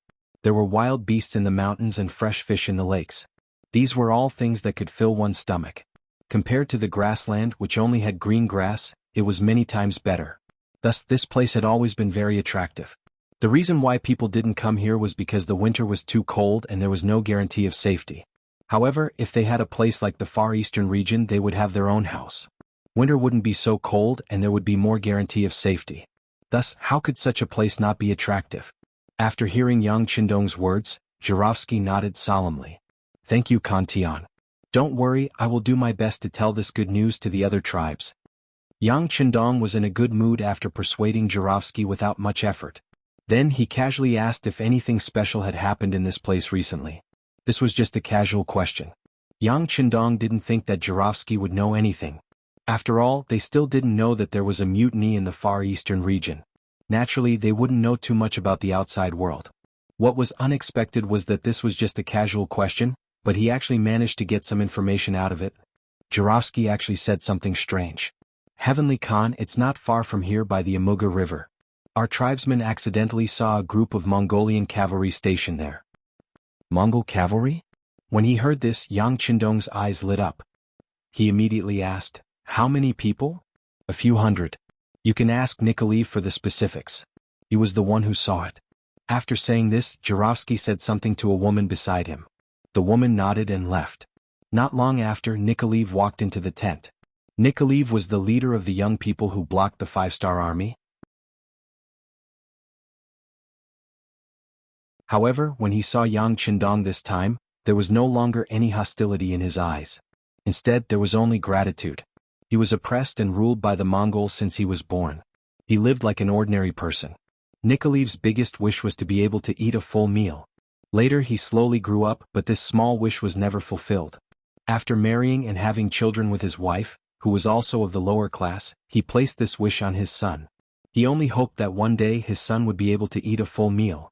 Then, even if he died, he would be able to close his eyes. Today this wish was finally fulfilled. Just now he saw his only son eat a lot of food until he couldn't eat anymore. When he was about to vomit, he cried. Ever since he was young, no matter what difficulties he encountered, even if he didn't eat for a few days, he had never cried. He still used all his strength to fight against fate. However, when he saw his son eat a full meal and his stomach bulge, he finally couldn't control his tears. He felt that his life was worth it. His wish was fulfilled. It was all thanks to Yang Chendong. Now that his benefactor had something to ask him, he naturally didn't hide anything. He told Yang Chendong about how he saw a group of Mongol cavalry a few days ago when he wanted to make something for his son to eat.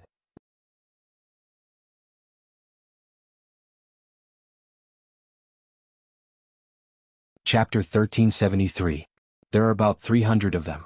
Everyone is riding a horse and carrying a sword. They are like the Khan soldiers. No, they are not as strong as the Khan soldiers. Many of them look like they are emaciated and their clothes are old. As a poor man, Nikolaev was very attentive to details. After his description and Jurovsky's judgment, he finally determined that these people should be the Mongolian cavalry. Looking at their flags, they should belong to the Khan of Siberia's soldiers and should be in the reconnaissance category. This should be a group of Mongolian cavalry. Their mission was to be in charge of guarding the perimeter while keeping an eye on any suspicious targets. Once confirmed, they would call their friends and surround them. Phew. Yang Chendong let out a sigh of relief. With just this group of Mongolian cavalry, Yang Chendong could at least conclude that Chinbo and the others were fine. Otherwise, these cavalrymen under the Siberian Khan wouldn't be so careful and set the perimeter so far away. Are you willing to take us to find these Mongolian cavalry? Since he knew the whereabouts of the enemy, Yang Chendong naturally would not let it go so easily. His gaze fell on the young man Nikolaev and asked. Nikolaev's face was a little nervous, but his answer was still straightforward. Yes, I am willing to serve the Khan. He did not understand the five-star army, nor did he understand Yang Chendong. Nikolaev did not know what the consequences would be if he refused. If he angered the Khan, he was afraid that a simple order would be enough to kill all of his people. Good. Come, take out some refined salt and sword for our friends. After Yang Chendong received a satisfactory answer, he laughed and waved his hand. Beta Persei turned around and left. Not long after, he brought the Black Cavalry to Chief Jurovsky with a few bags of well-packed refined salt and weapons. Refined salt, high-quality refined salt. Jurovsky unceremoniously opened the bag with the dagger in his hand. When he put his finger back into his mouth, he couldn't help but shout excitedly. In ancient times, salt and iron had always been the exclusive property of those in power. It was also one of the items that would not be exported or traded. And in remote places like the Far East, it was impossible to see them. Occasionally, some table salt would appear, but it was also coarse salt. Not only was its quality extremely poor, there were also many impurities in it. Good quality ones could be exchanged for several horses and sheep in one bag. Even so, it was not easy to get some. They were treated as treasures by the tribes. Yang Chendong had given him 4 bags and each bag weighed at least 50 pounds. That was more than 200 pounds and Jurovsky couldn't help but be excited. Jurovsky wasn't the only one who was excited. Nicholas and the others were also very excited. At this time, when they looked at Yang Chendong, there was a hint of trust in their eyes. With just this salt and iron, what was the point of selling their lives to the other party? It had to be said that in such a remote and bitter place, a human's life was the most worthless existence. Sometimes, for a mouthful of food, there would be people who would sell their dignity, strength, and life. Yang Chendong was willing to give out these things. In a sense, Nicholas' life already belonged to him. Without disturbing the celebration of this small tribe, Yang Chendong left the place. While ordering the army to rest, he also called Commander Jianghu over and told him to prepare to send out a group of cavalry to follow Nicholas to the Amerga River and take down the hundreds of Mongol cavalry. Just treat it as interest. Thinking about how the Far East province had suffered heavy losses from the surprise attack, a murderous intent flashed across Yang Chendong's eyes. It had always been him finding trouble with others. Since someone dared to provoke him, he definitely couldn't let them go. That night, this small Russian tribe didn't sleep at all. They surrounded the salt and iron just like that. Some of the young men also changed their rusty iron weapons under Jurovsky's orders and took out sharp cavalry swords.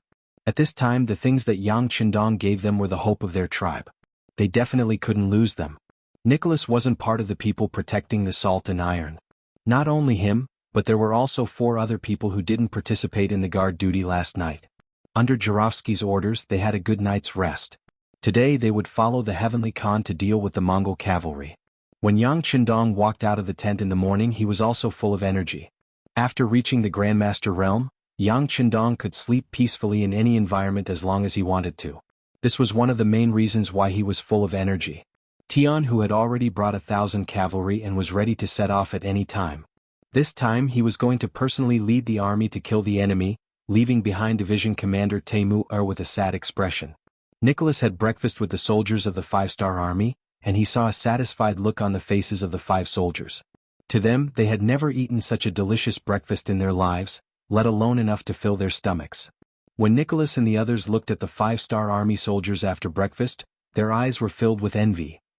Beside the Wuxia River, there were many military tents here, and from time to time, one could see men in Mongol clothing walking back and forth. Sometimes they would even patrol around the river. Just as Yang Chendong expected, this was the Siberian Khan's cavalry unit. Their mission was to be in charge of the safety of this area, and at the same time, to see if there were any enemies from the Far East who escaped from here. However, their gazes were mostly on the inner side, and they did not pay much attention to the south of the Wuxia River. In their eyes, the enemy was in the north, not the south. As for whether or not someone would attack them from the south, it was not a problem for them to consider. There were 300 Mongol cavalry here. Although they were not elites, they were not something that anyone could target. For example, if Chieftain Jurovsky's 100-man tribe encountered them, they would probably run as far away as possible. If they wanted to face 300 Mongol cavalry who lived on horses all year round, they would need at least 1,000 cavalry to dare to take the risk. This was where Ahichi's confidence came from. As the general of the 300 cavalrymen, he had never thought that anyone would harm him. All he thought about was how to find the Far East army that had escaped and then strike at them to gain merit. As such, when Yang Chendong brought 500 black cavalry units to the south of the Wuxia River, Ahichi, who received the news, did not panic. Instead, he calmly walked out of the tent. When his subordinates reported that there was a cavalry unit in black armor outside the tent, Ahichi did not believe it and thought that it was an exaggeration. No matter if it was in Siberia or the Far East, iron was hard to find. If a normal person could get a good weapon, they would be proud of it for a long time. Who would be able to make armor out of iron? That was not a waste but a luxury. Even the personal guards of Khan Hulahan only had leather armor on their upper bodies, which was already very enviable. With disbelief, Ahichi walked out of the tent. As expected, he saw a sea of black armor, and his eyes were filled with greed. Even though there were 500 cavalry, far more than the 300 he brought with him, there was no fear in his eyes. However, there was no trace of fear in Ahichi's eyes. Perhaps it was because he had not had an opponent for many years, but he was used to treating everyone as prey. Even if there were 500 Black Knight Dragon Guards, he still thought the same. He was already used to treating this area as his own backyard. Ahichi did not think that there was anyone he could not defeat. Even if there were more enemies than him and their equipment was better than his, it was still the same. War is not about who has better equipment. Ahiki muttered to himself. He then raised his right hand above his head and shouted, "All troops gather." The 300 Mongolian cavalry had already gotten on their horses. When they heard the general's order, they quickly gathered around Ahiki in groups of 10. It was said that small details revealed true ability. Just based on how quickly the Mongolian cavaliers gathered together, this was a group of well-trained cavaliers. This was especially so when there was a rare look of fearlessness in their eyes, and this was something that was rarely seen among the five-star armies. Haha. Yang Qindong, who was riding on the white dragon, also laughed. He did not think that there was anything special about this Mongolian cavalry. He had seen many such opponents, and the strongest was the Wala cavalry led by Yes Hen. But what was the result? Didn't they still lose at his hands? They had once looked down on the five-star army, but reality would give them a slap in the face. He also did not think that this Mongolian cavalry was that strong. Young master. Yang Er, who had been following Wang Chong from the side, had an excited expression on his face. It was rare for him to encounter an opponent who did not run away. Although there were only 300 of them, they had successfully aroused Yang Er's fighting spirit. I'll give you 100 long way. Go. Yang Qindong said casually as if he was talking about something very normal. The black cavalry moved out. Under Beta Persei's lead and Ba Dao Zhang's support, a group of 102 cavalry jumped over the Amurga River and headed straight for their target.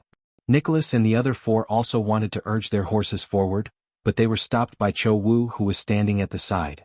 This made the 5 of them puzzled. Did they not need to fight? After Yang Qindong took out a large amount of salt and iron to give to his tribe, Nicholas and the other 4 had already sold their lives to the 5-star army. They were even prepared to be members of the 5-star army. This was the rule. After receiving benefits from others, they naturally had to work for them.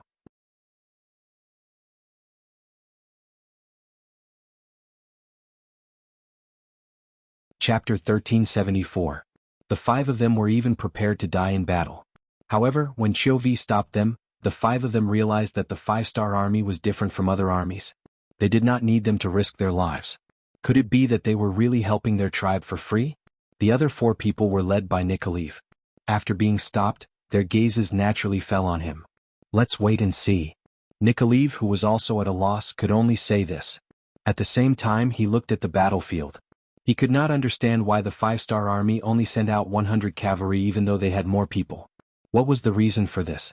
Very quickly, Nikoliv had an answer. Everything that happened on the battlefield told him that there was only one reason why the 5-star army only sent out 100 cavalry. These Mongol cavalry were not worth sending out more cavalry. The black cavalry leaped over the river and the distance between the two sides was getting closer and closer. When they were less than 4 li away, Ahachi shouted, 100 cavalry on each side, charge.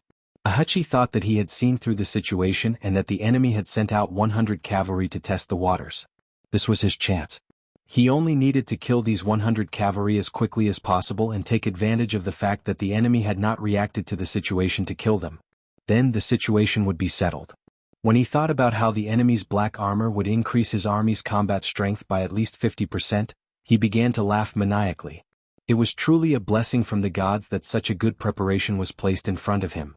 There was no reason for him not to accept it.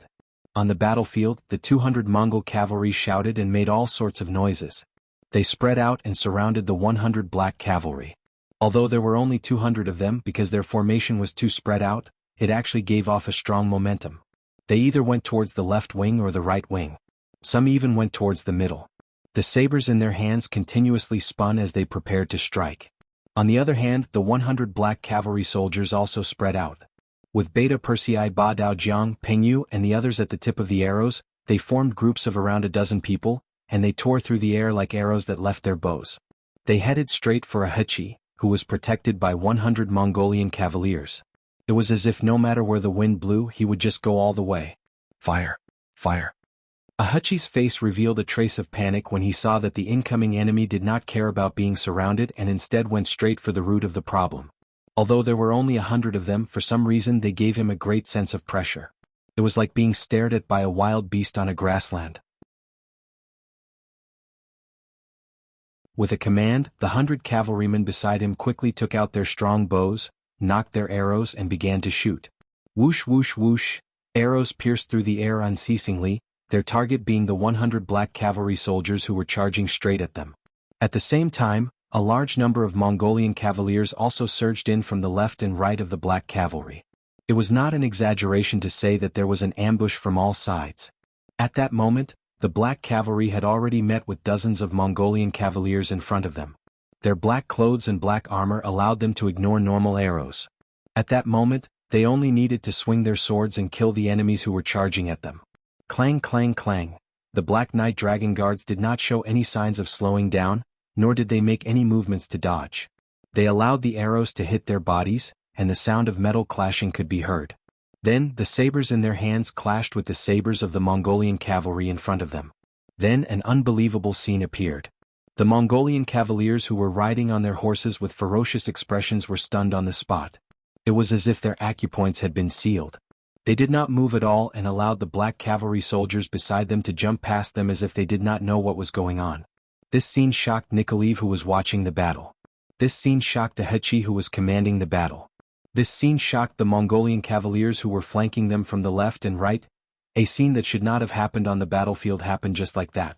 But everyone knew that swords and sabers had no eyes on the battlefield. Often the outcome of a battle could be decided in an instant. There was absolutely no room for the slightest bit of absent-mindedness or carelessness, because it often meant that one was already walking together with the god of death. But now, it was not just one Mongolian cavalier, but dozens of Mongolian cavaliers who were standing there. It was as if a spell had been cast on them and they did not move at all.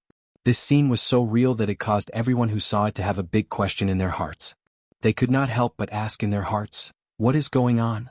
What is going on now?" While most people were still confused, Beta Persei led the black cavalry and did not stop charging forward. They continued to charge forward bravely, and soon, they reached Ahechi's camp and stood in front of the Mongolian general. Kill? Ahechi was also puzzled as to why his cavaliers did not move. However, with the enemy before them, he could not care so much. He clamped his legs on his horse and rode forward with his saber raised. Dang dang dang. When the two sides came into contact, they exchanged 3 saber blows in an extremely short period of time. Only the most elite cavaliers could achieve such a speed. Only the veterans who were one with their horses could do it so skillfully. The black cavalry slashed 3 times in a short period of time. Ahechi and the others who were passively defending also blocked 3 saber blows. A huge force traveled down the saber to their arms, causing the arms of the 100 Mongolian cavaliers to tremble uncontrollably. Shock rose in their hearts. Not only was the speed of their opponent's saber extremely fast, the strength was also extraordinary. He was definitely a tough opponent. Before the shock in their hearts could completely disappear, an even more shocking scene appeared. After blocking the 3 slashes, they were shocked to find that the sabers in their hands had actually broken into 2. This sudden scene shocked everyone, causing them to be at a loss for what to do. They were completely shocked, just like the dozens of Mongolian riders earlier. Their minds were blank as they sat on their horses, forgetting everything. How could they have known that the Black Cavalry Dragon Guards had already changed their weapons to divine sabers? This was something that Yang Qindong had specially brought out from the military factory in Crimson City. As Yang Xie gained more and more iron ore, his forging skills continued to improve. The quality of the sabers also increased greatly. Every new divine saber lived up to its name. Not only were the sabers thinner and lighter than normal sabers, they were also sharper and had reached a state where they could cut through iron like mud. In just 3 saber blows, they were able to cut the enemy's saber in half. This showed how powerful and tough the saber was. Get down from your horses. Beta Persei and the others, who had succeeded in one strike, reined in their horses. Then, they swung their arms and used the backs of their sabers to smack down on the backs of the Mongolian cavaliers who were still standing on their horses with shocked expressions. Under the powerful force, the Mongolian cavaliers who were unable to defend themselves in time fell down from their horses like dumplings. 100 Mongolian cavaliers, including Ahechi, were all captured at the start of the fight. This sudden scene also shocked the Mongolian cavaliers who were charging over from both sides. In their eyes, Ahechi and the others were captured the moment they came into contact with the Black Cavalry. How did this trick work? They really could not understand it. It was only when the dozens of Mongolian cavaliers who were fighting against the Black Knights and Dragon Guards on the battlefield suddenly shouted and ran in all directions with their broken sabers in hand that the other Mongolian cavaliers noticed that the weapons in their comrades' hands had been broken into two at some point in time. They finally figured out what had happened and why their general had been taken captive in a single encounter. The remaining 100 or so Mongolian cavaliers suddenly changed their direction of charge. They no longer fought against the black cavalry. Instead, they ran in all directions.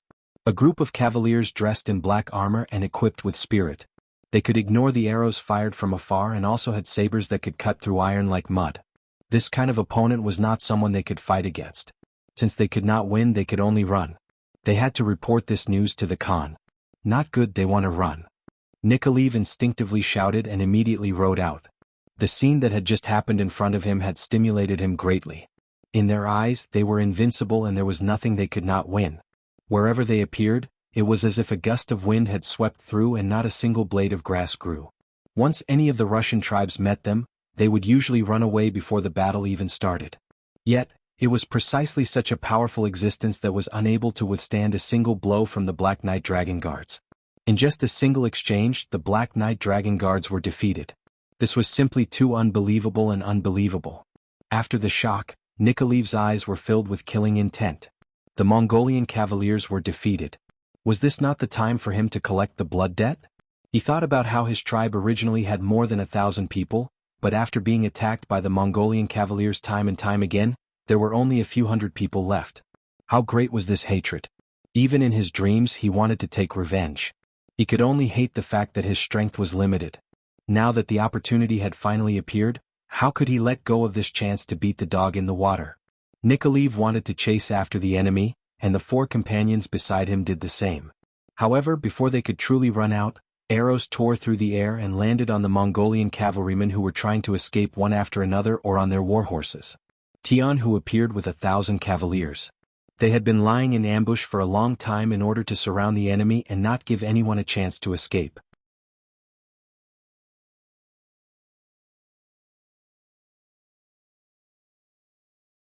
Chapter 1375. Jianghu, who was very confident in the Black Cavalry, had been waiting for the moment when they would be defeated and run away. When the opportunity came, he gave the order and the 1,000 cavalrymen under him raised their bows and shot. One after another, the Mongolian cavalrymen fell from their horses and fell to the ground. They fell so hard that they saw stars and lost their sense of direction. Rows of cavalry moved out in an orderly formation from all directions, forming a huge circle that surrounded the 300 Mongolian cavalrymen. It also made some of the Mongolian cavalrymen who had just climbed up from the ground and wanted to escape despair. Capture them all, kill those who resist. After Jianghu, who was wearing a purple cape, gave the order, the elite cavalrymen under him quickly went forward and restrained the Mongolian cavalrymen who fell to the ground one after another. After 3 Mongolian cavalrymen who wanted to resist with their blades were beheaded and blood splattered 3 feet high, the other Mongolian cavalrymen became obedient. At this moment, all of them had despair in their eyes, and they looked like the commoners who had been surrounded and killed by them. From the beginning to the end of the battle, less than 15 minutes had passed and Beta Persei had already returned to Yangqindong. Reporting to young master, in this battle, we killed 12 of the enemy and captured 288 of them. There were no casualties on our side, please give us your orders. Clean up the battlefield and interrogate the prisoners. Yangqindong's magnetic voice rang out. After Beta Persei gave a military salute, he handed everything to Commander Jianghu to deal with. Jianghu, who had been through hundreds of battles, was very familiar with these matters. He quickly came to Aheki and asked about whether there were any more Mongolian cavalrymen nearby. Aheki, who had been beaten silly, had 2 of his fingers mercilessly chopped off by Jianghu. He screamed and said loudly, I'll talk. In less than 10 minutes, Aheki told him that there was another group of Mongol cavalry 100 miles away beside the Lena River. The 6th young master, he told me that there is a group of 2,000 Mongolian cavalry near the Lena River in the northeast. Their mission is to monitor this area and prevent the Far Eastern Army from breaking out, Jianghu reported as he walked in front of Yangqindong. 2,000 cavalrymen? Yangqindong sneered. Let's go and devour them. Anyone who dared to challenge the 5-star army was an enemy. Yangqindong would never show mercy to his enemies, not to mention an army of foreign races. Although there were only 1,500 of them, none of them showed fear when Yang Qindong gave the order. From their point of view, it was as if their 1,500 men encircling and eating the 2,000 Mongol cavalry was a matter of course. It was so normal and normal. He left behind a small group of 50 men to watch over Ahichi and the other 2 captives. In the blink of an eye, Yang Qindong brought the main force and disappeared from the Amuga River. Lena River. The river was flowing from a high point to a low point. Beside this 30 feet wide river, a number of tents had been set up. Many Mongolian soldiers patrolled with their sabers in hand. Piles of firewood were piled up here, and many fully dressed sheep were placed on the piles of firewood. What a lively scene. The sky was about to turn dark and bonfires were lit. From the tents at the side, many white-skinned women in tattered clothes walked out. Under the illumination of the fire, everyone's face revealed a terrified expression. These women were all captives of the Mongolian cavalrymen, and they were all women from the nearby Russian tribes. Over the past few days, the Mongol cavalry had appeared like locusts and invaded their homes. They killed all the men in their tribe and captured them. Some of them had lost their fathers, some had lost their husbands, and some had lost their children. Their experiences had caused some of them to feel numb. If not for the fact that they did not have the courage to die, they would have followed in the footsteps of their families. However, although they did not die, they only had a body. Without a soul, without hope, they were just walking corpses. Bring them out and let them dance. If they dance well, they will have food to eat, haha. A middle-aged man dressed in Mongolian armor laughed out loud. He was the general of the 2,000 Mongolian soldiers, Nanlidi. Ever since he had followed Hulahin from Siberia to the Far East region, he had been living a blissful life every day. In the day he would lead the cavalrymen to sweep and kill, and at night, he would enjoy the fruits of his labor. Under his small eyes, his gaze carefully swept across the white women. He had already chosen 2 targets who would serve him to sleep tonight. Compared to the life in the Far East region, it was much better than the barren Siberia. There was good wine, beauties, and a Han Chinese army that could be taken as prey at any time. Compared to the Siberia region that they had swept through countless times, this place was simply too rich. Of course, what Nanlidi enjoyed was still a far cry from what Khan Hurahin and General Akmu enjoyed. The other party had taken over the Far Eastern region's capital, Al City. There were hundreds of thousands of people from various races there, and the wealth and beauties were uncountable. Although he was envious in his heart, Nanlidi could only sigh. He knew that his experience was still shallow, and some good things would not be his turn. However, it was not that he did not have any hope. For example, if he could find the hiding place of the Far Eastern Army, it would be a great achievement. It was said that the Far East Army's provisions were hidden in a very secretive place, and only the governor knew where it was. Once he found this person, the merit he would receive would be enough to qualify him to go to All City. At that time, his treatment would undergo an earth-shattering change. And tomorrow we will send people to search nearby and expand the search area. However, for now, of course we have to enjoy it. Haha, come on, let them dance. Nanlidi, who was full of expectations for tomorrow, seemed to be filled with yearning and hope. His entire mood seemed to have become even more excited at this moment. The general gave the order, and the women who were chased out of the house were thrown into the inner circle, and under the light of the bonfire, they started to dance the Russian folk dance. Outside, countless Mongolian cavalrymen drank the horse milk wine, ate the whole roasted lamb, and laughed with saliva dripping from their mouths. Some of their gazes were filled with lust when they looked at the scene, as if they were evil children on the grasslands staring at white lambs. The women felt their hearts palpitating, and some of the more timid ones started to cry. They could already imagine what kind of fate would befall them when night fell. Thinking about how they would soon become the bedding of these evil wolf-like people, some of them could not help but start to sob. Everyone would be afraid, and now the Russian women were not only afraid, they had already started to feel fear. This caused their dance to become messy, and it immediately attracted the scolding of some of the Mongolian soldiers. The more nervous one was, the easier it was for them to make mistakes.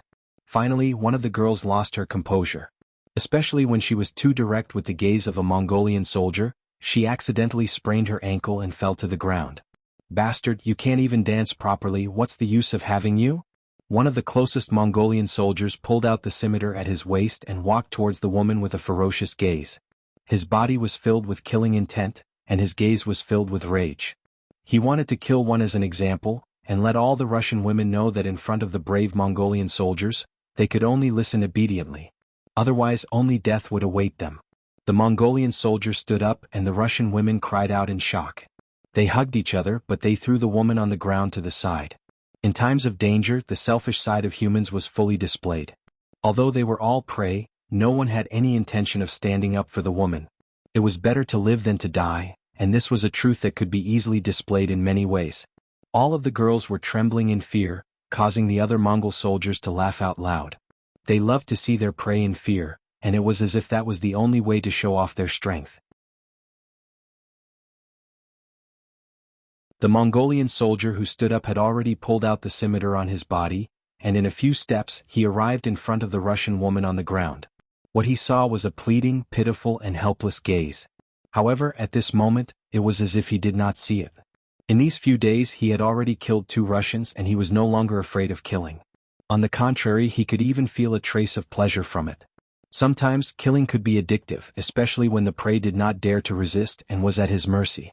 That kind of feeling was indescribably wonderful. The Mongolian soldier raised the scimitar in his hand, and his face was filled with smiles. Then he swung the scimitar down, and he could not wait to see the woman covered in blood and struggling on the ground. The other Mongolian soldiers did not move, and it was as if they were already used to this scene. They were still waiting for the scimitar to fall, and as long as this woman died, the other Russian women would definitely be more obedient. Later on, wouldn't they be able to do whatever they wanted and they would be at their mercy? Unknowingly, everyone's gaze landed on the Mongolian soldier, and they were waiting for what was about to happen. However, 1 breath passed, 2 breaths passed, and that scimitar did not fall. It wasn't until 3 breaths later that someone suddenly shouted, "Where did the bow and arrow come from?" Not good. Enemy attack.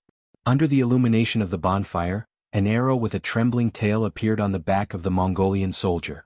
At this moment, a quarter of the arrow had already entered. Previously, because of the angle, no one noticed it, but now that they saw it clearly, some of the experienced soldiers began to shout.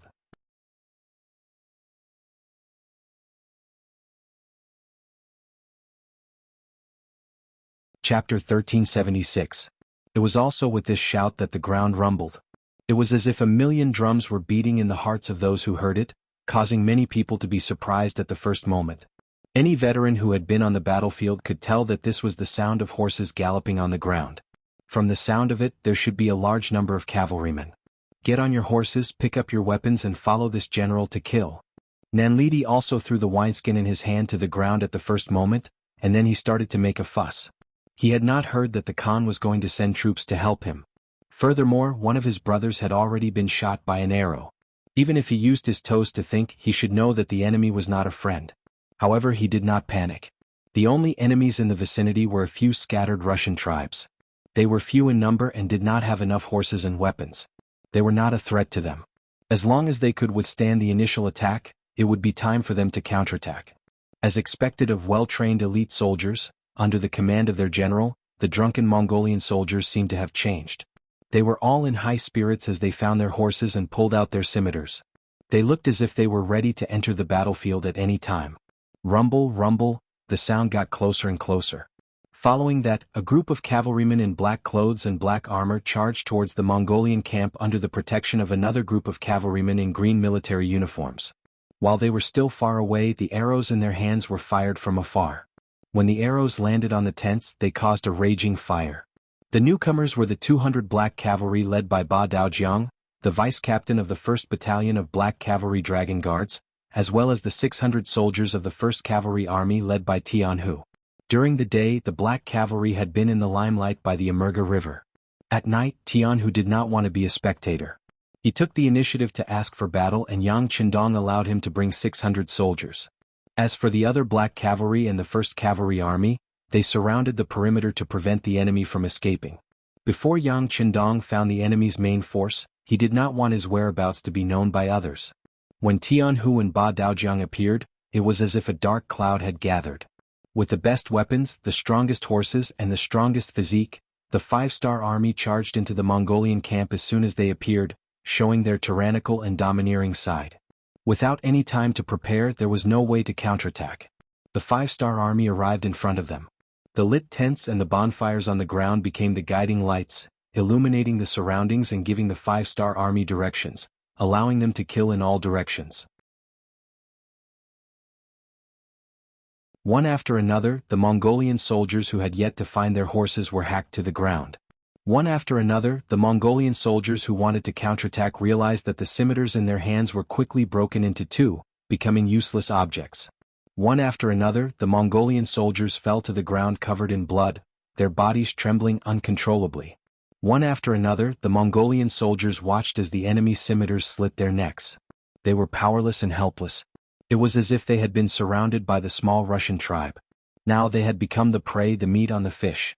Those who resist will be killed without mercy. Those who surrender, throw down your weapons and kneel on the ground and you will live. Tian, who held his scimitars, and in a short period of time, he had already cut down 3 Mongolian soldiers. He was filled with killing intent as he watched the Mongolian soldiers in front of him dwindle. Those who surrender will live. Those who resist will die. More and more 5-star army soldiers began to roar. Their voices were transmitted into the ears of the Mongolian soldiers. Some of the Mongolian soldiers who had been frightened pale by the scene in front of them finally put down their weapons. This was simply an unequal battle. One side came prepared, while the other side came unprepared. One side was preparing their troops, while the other side was immersed in wine and women. One side was filled with killing intent, while the other side was filled with fear. One side was like a hot knife through butter, while the other side was defeated like a mountain. Under such a situation, if they continued to resist, they would only die. Just like those Russian girls who knew that it was hard to live, but did not want to die, these Mongolian soldiers were the same. After knowing that they could live if they surrendered, they did not hesitate to choose the latter. With a large number of Mongolian soldiers kneeling and surrendering, the situation on the battlefield became clearer. In less than an hour, the entire battle had ended. Ba Daojiang and Tian, who began to clean up the battlefield. The Russian girls who had been captured stood together, the Mongolian soldiers who had surrendered squatted together, and the corpses of the Mongolian soldiers who had been killed were carried together. Under the illumination of the flames, the Russian girls looked at their surroundings in panic. To them, the Mongolian soldiers had been defeated, but it did not mean that they were free. No one knew who these Mongolian soldiers were and whether they had any other intentions. If one were to use a phrase to describe their mentality, it would be that they had just escaped from the wolf's den and entered the tiger's den. Rumble, rumble, rumble. The earth trembled once again, causing the Russian girls, who were already worried about their future, to have a drastic change in expression. Could it be that another cavalry was coming? If that was the case, would they be able to survive the battle? On the other hand, the Mongolian soldiers who had dropped their weapons on the ground were pleasantly surprised. More Mongolian soldiers?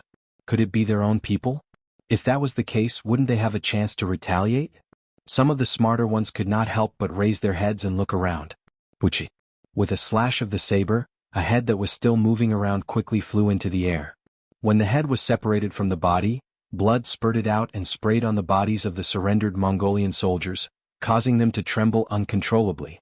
At this moment they finally realized how ruthless their opponents were. They were even more ruthless than they were. Compared to them who killed without batting an eyelid, these Mongolian soldiers were the demon kings. Don't have any dirty thoughts. Act like you are surrendering. When Ba Daojiang's loud voice rang out, he was wiping the saber in his hand. With such an example, the rest of the Mongol soldiers quickly became obedient. Now, even if the battle cries outside shook the heavens, they did not have the courage to raise their heads. After a series of rumbling sounds, another group of Mongolian soldiers entered the battlefield. Yang Qindong, who was dressed in a golden battle robe, entered the battlefield under the protection of the Black Cavalry and the soldiers of the First Army. Behind them, hundreds of men dressed as Mongolian soldiers were hugging their heads as they walked. Among them was the general of this group of Mongolian soldiers, Nanlidi. When the battle started, the situation was one-sided. When Nanlidi saw that the enemy was not friendly and that they were strong, the first thing he did was not to lead his soldiers to retaliate. Instead, he led the hundreds of elites to escape. At any time, survival was always the most important thing. Nanlidi was thinking that as long as he could escape, he would go to all city to seek an audience with the Great Khan and ask for more reinforcements to completely eliminate this unknown enemy. With the thought of revenge in mind, Nanlidi decided to endure for now. However, not long after he left the tent, he met Yang Qindong, who had been waiting for him. With an order, the arrows shot out, causing him to feel dizzy. After another wave of cavalry charge, the Mongol soldiers who were already scared out of their wits all laid down their weapons and surrendered. Nanlidi was forced to join them as well. However, even at this time, Nanlidi still had a sliver of hope in his heart. He thought that this unknown enemy should not recognize him. As long as he did not make a sound and did not reveal his identity, there was a chance that the other soldiers would mix together and find an opportunity to retaliate. Nanlidi, who always had his own thoughts, quickly found that his hopes were dashed once again. This was all because he saw someone. A centurion under his command, a Heki, was holding a torch and identifying the captives. In a short period of time, a number of centurions had been identified. This scene caused Nanlidi to lower his head involuntarily. Unfortunately, a Heki quickly appeared in front of him and ordered him to raise his head. Nanlidi had no choice but to raise his head with a ferocious gaze. He wanted to warn a Heki not to spout nonsense, but just as he raised his head, a palm landed on his face. At this time, General Nantai still wants to threaten me? Needless to say, this slap was from a Heki. He was using the power of the 5-star army to vent his anger. If it was not for this person pushing him aside, he would not have led his troops to guard the perimeter and would not have been captured by the 5-star army so quickly. Of course, he was also using this opportunity to express his loyalty to the 5-star army. After witnessing the strength of the 5-star army, he had already given up on resisting. In his eyes, the most important thing was to survive. Nanlidi, who was slapped, was furious. As a Mongolian warrior, he cared a lot about his face. As the saying goes, when you hit someone, don't hit their face. Now that his face had been slapped, he only wanted to fight to the death with a Heki. However, he had only taken a step forward when he was met with a flurry of punches and kicks from the 2 5-star army soldiers standing beside a Heki. After who knew how many kicks, Nanlidi finally became obedient. Lying on the ground, he felt that lying on the ground was a very comfortable thing. He is the commander of the troops, General Nanlidi.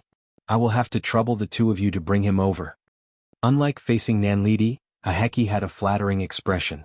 Under the drag of the 2 5-star army soldiers, Nanlidi was thrown in front of Yang Qindong, who was already sitting under the golden blade. Just as he was about to lie on the ground and play dead, a clear voice entered his ears. If you don't want to die, kneel properly.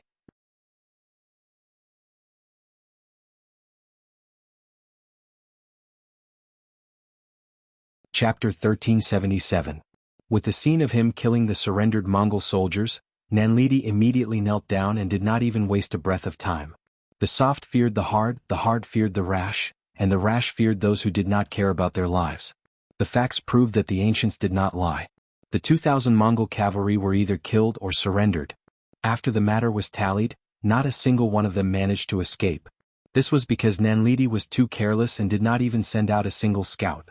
Maybe he thought that he was the king in this world and no one dared to offend him. None of the 2,000 Mongol cavalry managed to escape, and none of the Russian girls managed to escape. The tallied result was that there were close to 400 of them. Among them there were many women who were close to 50 years old. From this, one could see that the Mongol cavalry were a bunch of country bumpkins who wanted anyone. Along with Yang Qindong's arrival, these Russian girls were naturally released and Nikolaev personally talked to them. Based on Yang Qindong's instructions, if they could find their own tribe, they would be given food and allowed to leave. They would also take the chance to spread the news of the 5-star army's arrival and some policies that would benefit the people. On the other hand, if they had no home to return to, they could follow the 5-star army to All City, which was where the far eastern province was. When they reached there, whether they remarried or started their own tribe, as long as they were willing to work hard for the 5-star army, they would not starve to death. On the contrary, those who worked hard would change and live a better life. At this moment, Nikolaev was filled with absolute respect for Yang Qindong. He personally saw 1,500 5-star army soldiers deal with 2,000 Mongol cavalry like they were chopping vegetables. At this moment he already had the thought of joining the 5-star army. He placed a lot of importance on the mission that Yang Qindong gave him and wanted to complete it well. They did not rest for the entire night, and Nikolai brought his 4 brothers to talk to almost all the Russian women. After confirming that more than 30 of them could find their own tribe, they gave them food and allowed them to leave. There were still around 350 Russian women left in the camp, and they would be sent along with the 2,000 Mongol cavalrymen who were captured and sent to the city of Arr. The only difference was that these women were considered good citizens while these Mongol captives had to do manual labor. In the future they would have to repair the city walls and roads. The next morning Yang Qindong first listened to Nicholas' report. After knowing that Nicholas had completed the task well, he gave him some encouragement. Then he saw Nanlidi, who had become very obedient after being tortured for a night. Bugnam of Gojoseon, this sinner is willing to take my place. Please don't kill me, don't kill me. A night of torture made Nanlidi understand what was worse than death. At this moment he did not dare to think about what happened last night. He only wanted to live, even if he had to sacrifice his dignity. Very good. Then immediately follow your agreement and report the appearance of the 5-star Army's reinforcements at the Amerga River. Remember, no matter what method you use, as long as you can lure the main force of your cavalry over, it will be a great achievement. Otherwise, if you can't complete this task, you can prepare to die. No, it will be worse than death. Yang Chendong didn't look at Nanlidi. He didn't have a good impression of such a spineless general. If it wasn't for the fact that he still needed this person, he would have already ordered people to drag him out and behead him. Yang Chendong gave him a chance, and Nanlidi readily agreed. He knew that whether he lived or died or lived a life worse than death, would depend on the completion of this task. How could he dare to be careless? After he left the tent, he took the initiative to look for a Heki. The 5-star army would not allow him to leave. Some things could only be done by someone trusted by the Khan. Yang Chendong did not care about what Nanlidi was going to do. He brought the army and retreated towards the Amerga River. When he came, he had already observed that the terrain was very suitable for a large army to fight. He had to set up a trap in advance and wait for the enemy to take the bait. Arching. The place where the capital of the eastern state was located. At this moment, the largest mansion had already become the residence of Abelia Khan Hurahan. It had been more than 3 months since they occupied Arching. This was also the most comfortable winter that Hurahan had ever experienced. In the past, when he was in the Abelia region, when winter came, it would feel like a year. Everywhere was white snow. In some places where there was no wind, the snow was almost 10 feet deep. Even if the cavalry fell into the snow, they would quickly disappear without a trace. In such an environment, no work could be done. Everyone could only stay in their yurts to hide. This was also known as the winter cat. Even if Hurahan was the Khan, it was the same. The only difference was that the yurt he stayed in was bigger. However, this year's winter was completely different. In the far eastern state, although the snow was still falling and the weather was still cold, there were wide streets and hundreds of thousands of people of various races. There were also many goods and food that could not be found in the Abradia region. This place was like a big treasure trove. Hurahan and his soldiers were dazzled. Then came a round of looting. Whether it was food, goods, houses, money or women, they all became the targets of their looting. In order to prevent the people in the city from escaping, Hurahan had also ordered the 4 cities to be sealed off. Without his permission, no one was allowed to leave this place. This made Dal City seem like a large sheep pen, where hundreds of thousands of people were kept as their prey. Hurahan, who had never been so rich, could finally eat his fill. He could wear clean and warm cotton-padded clothes. Every night, when he slept, a different woman would warm his bed. Those days were so beautiful that he would not want to change them even if he was given a fairy's body. After 3 months of such drunken stupor, Hurahan had put on a lot of weight. Not only him, but the cavalry under his command had also become much stronger. After getting used to living a good life, he was afraid that he would go back and live a poor life. So he was troubled. Where was the food in the eastern state? This became a sore point for Hurahan. According to Tang Sheng, who had surrendered, there was a batch of relief food in the far eastern region. It was to prevent natural disasters from happening. There were about 1 million dawn of food. If it was only for the 30,000 cavalrymen, it could last them for 10 to 20 years. If they could find this food, wouldn't it mean that they would not have to worry about food for the next 20 years? When he heard this news, one could imagine how excited Hurahan was. But the only fly in the ointment was that other than Governor Chin Bo, no one knew where the food was hidden. Hurahan did not believe it and ordered his general, Akmu, to lead his men to search all over the city. Some places were even dug up, but they did not find anything. Seeing that the food in the city was getting lesser and lesser, and if this went on, they would have to rob the people of their food. Hurahan began to panic and had no choice but to increase the search for Chin Bo. But Chin Bo seemed to have disappeared into thin air. Not only that, but the other 3 division commanders of the Far Eastern Army had also disappeared. Hurahan did not believe that Chin Bo would leave just like that. According to Tang Sheng, he had injured the governor back then, so he would not be able to escape far with his injuries. Moreover, the eastern state was the result of years of hard work by the governor. He would not give up so easily. Find him. If he is alive, I want to see his corpse. Hurahan called General Akmu, the surrendered general, Tang Sheng, and the Russian merchant, Belinsky, who had provided him with important information. In front of them, he slammed his fist on the table and said sternly, "General Tang, has there been any news from the other spies you arranged in the Far Eastern Army?" The furious Hurahan first looked at Tang Xing and asked, "No." Tang Xing shook his head. Tang Xing shook his head. He didn't understand why none of the spies in the army had sent him any news. Could it be that they had been found? That was impossible. How long had it been? Tang Xing was puzzled. But Supreme General Akma didn't care that much. Seeing that the Great Khan was angry and that he wanted to see the corpse, he naturally agreed. He also said that he would immediately send out more scouts and expand the search area to find the remnants of the Far Eastern province. As a surrendered general, Tang Xing, who had nowhere else to go, also said that he would fully cooperate with General Akmu and search for Qinbo's possible hiding places to prevent any loopholes. Both of the generals had expressed their stance, which made Hulahan reveal a satisfied expression. Then, his gaze fell on the merchant, Belinsky, wanting to see what he had to say. The real reason why Hurahan was able to conquer the Far Eastern state was because of this Belinsky. Belinsky grew up in a white family. Because of his parents' low status, he had never eaten a proper meal before he grew up. At that time he had vowed that he would change everything through his own efforts. In the future, his children would not have to worry about food anymore. It was said that the children of the poor were able to take charge of the family at an early age. After Belinsky had his ambition, he worked hard for it. Coupled with his talent, he slowly became a true merchant. In order to obtain more benefits, he traveled extensively and was not afraid of danger. One time he accidentally came to the Far Eastern prefecture and saw a huge city standing there. At that time, regardless of whether it was Siberia or the Far Eastern region, they were all undeveloped and deserted. Other than the few cities where the Khans were located, one could occasionally see a tribe of 1,000 people. Those could be considered prosperous. However, there were hundreds of thousands of people from various races in Dal City. This shocked Belinsky and made him very excited. Merchants knew that as long as there were people, they could do business. These hundreds of thousands of people were equivalent to hundreds of thousands of customers, which meant that they could earn an uncountable amount of money. You're tuning in to the Han Li's Wuxia Adventures YouTube channel. We're so grateful for your support, and don't forget to subscribe to join us on this incredible journey through captivating stories. Your generosity through donations truly makes a world of difference, as it's the primary source of revenue that allows me to expand and enhance this channel for you. Thank you from the bottom of my heart for being a part of this adventure.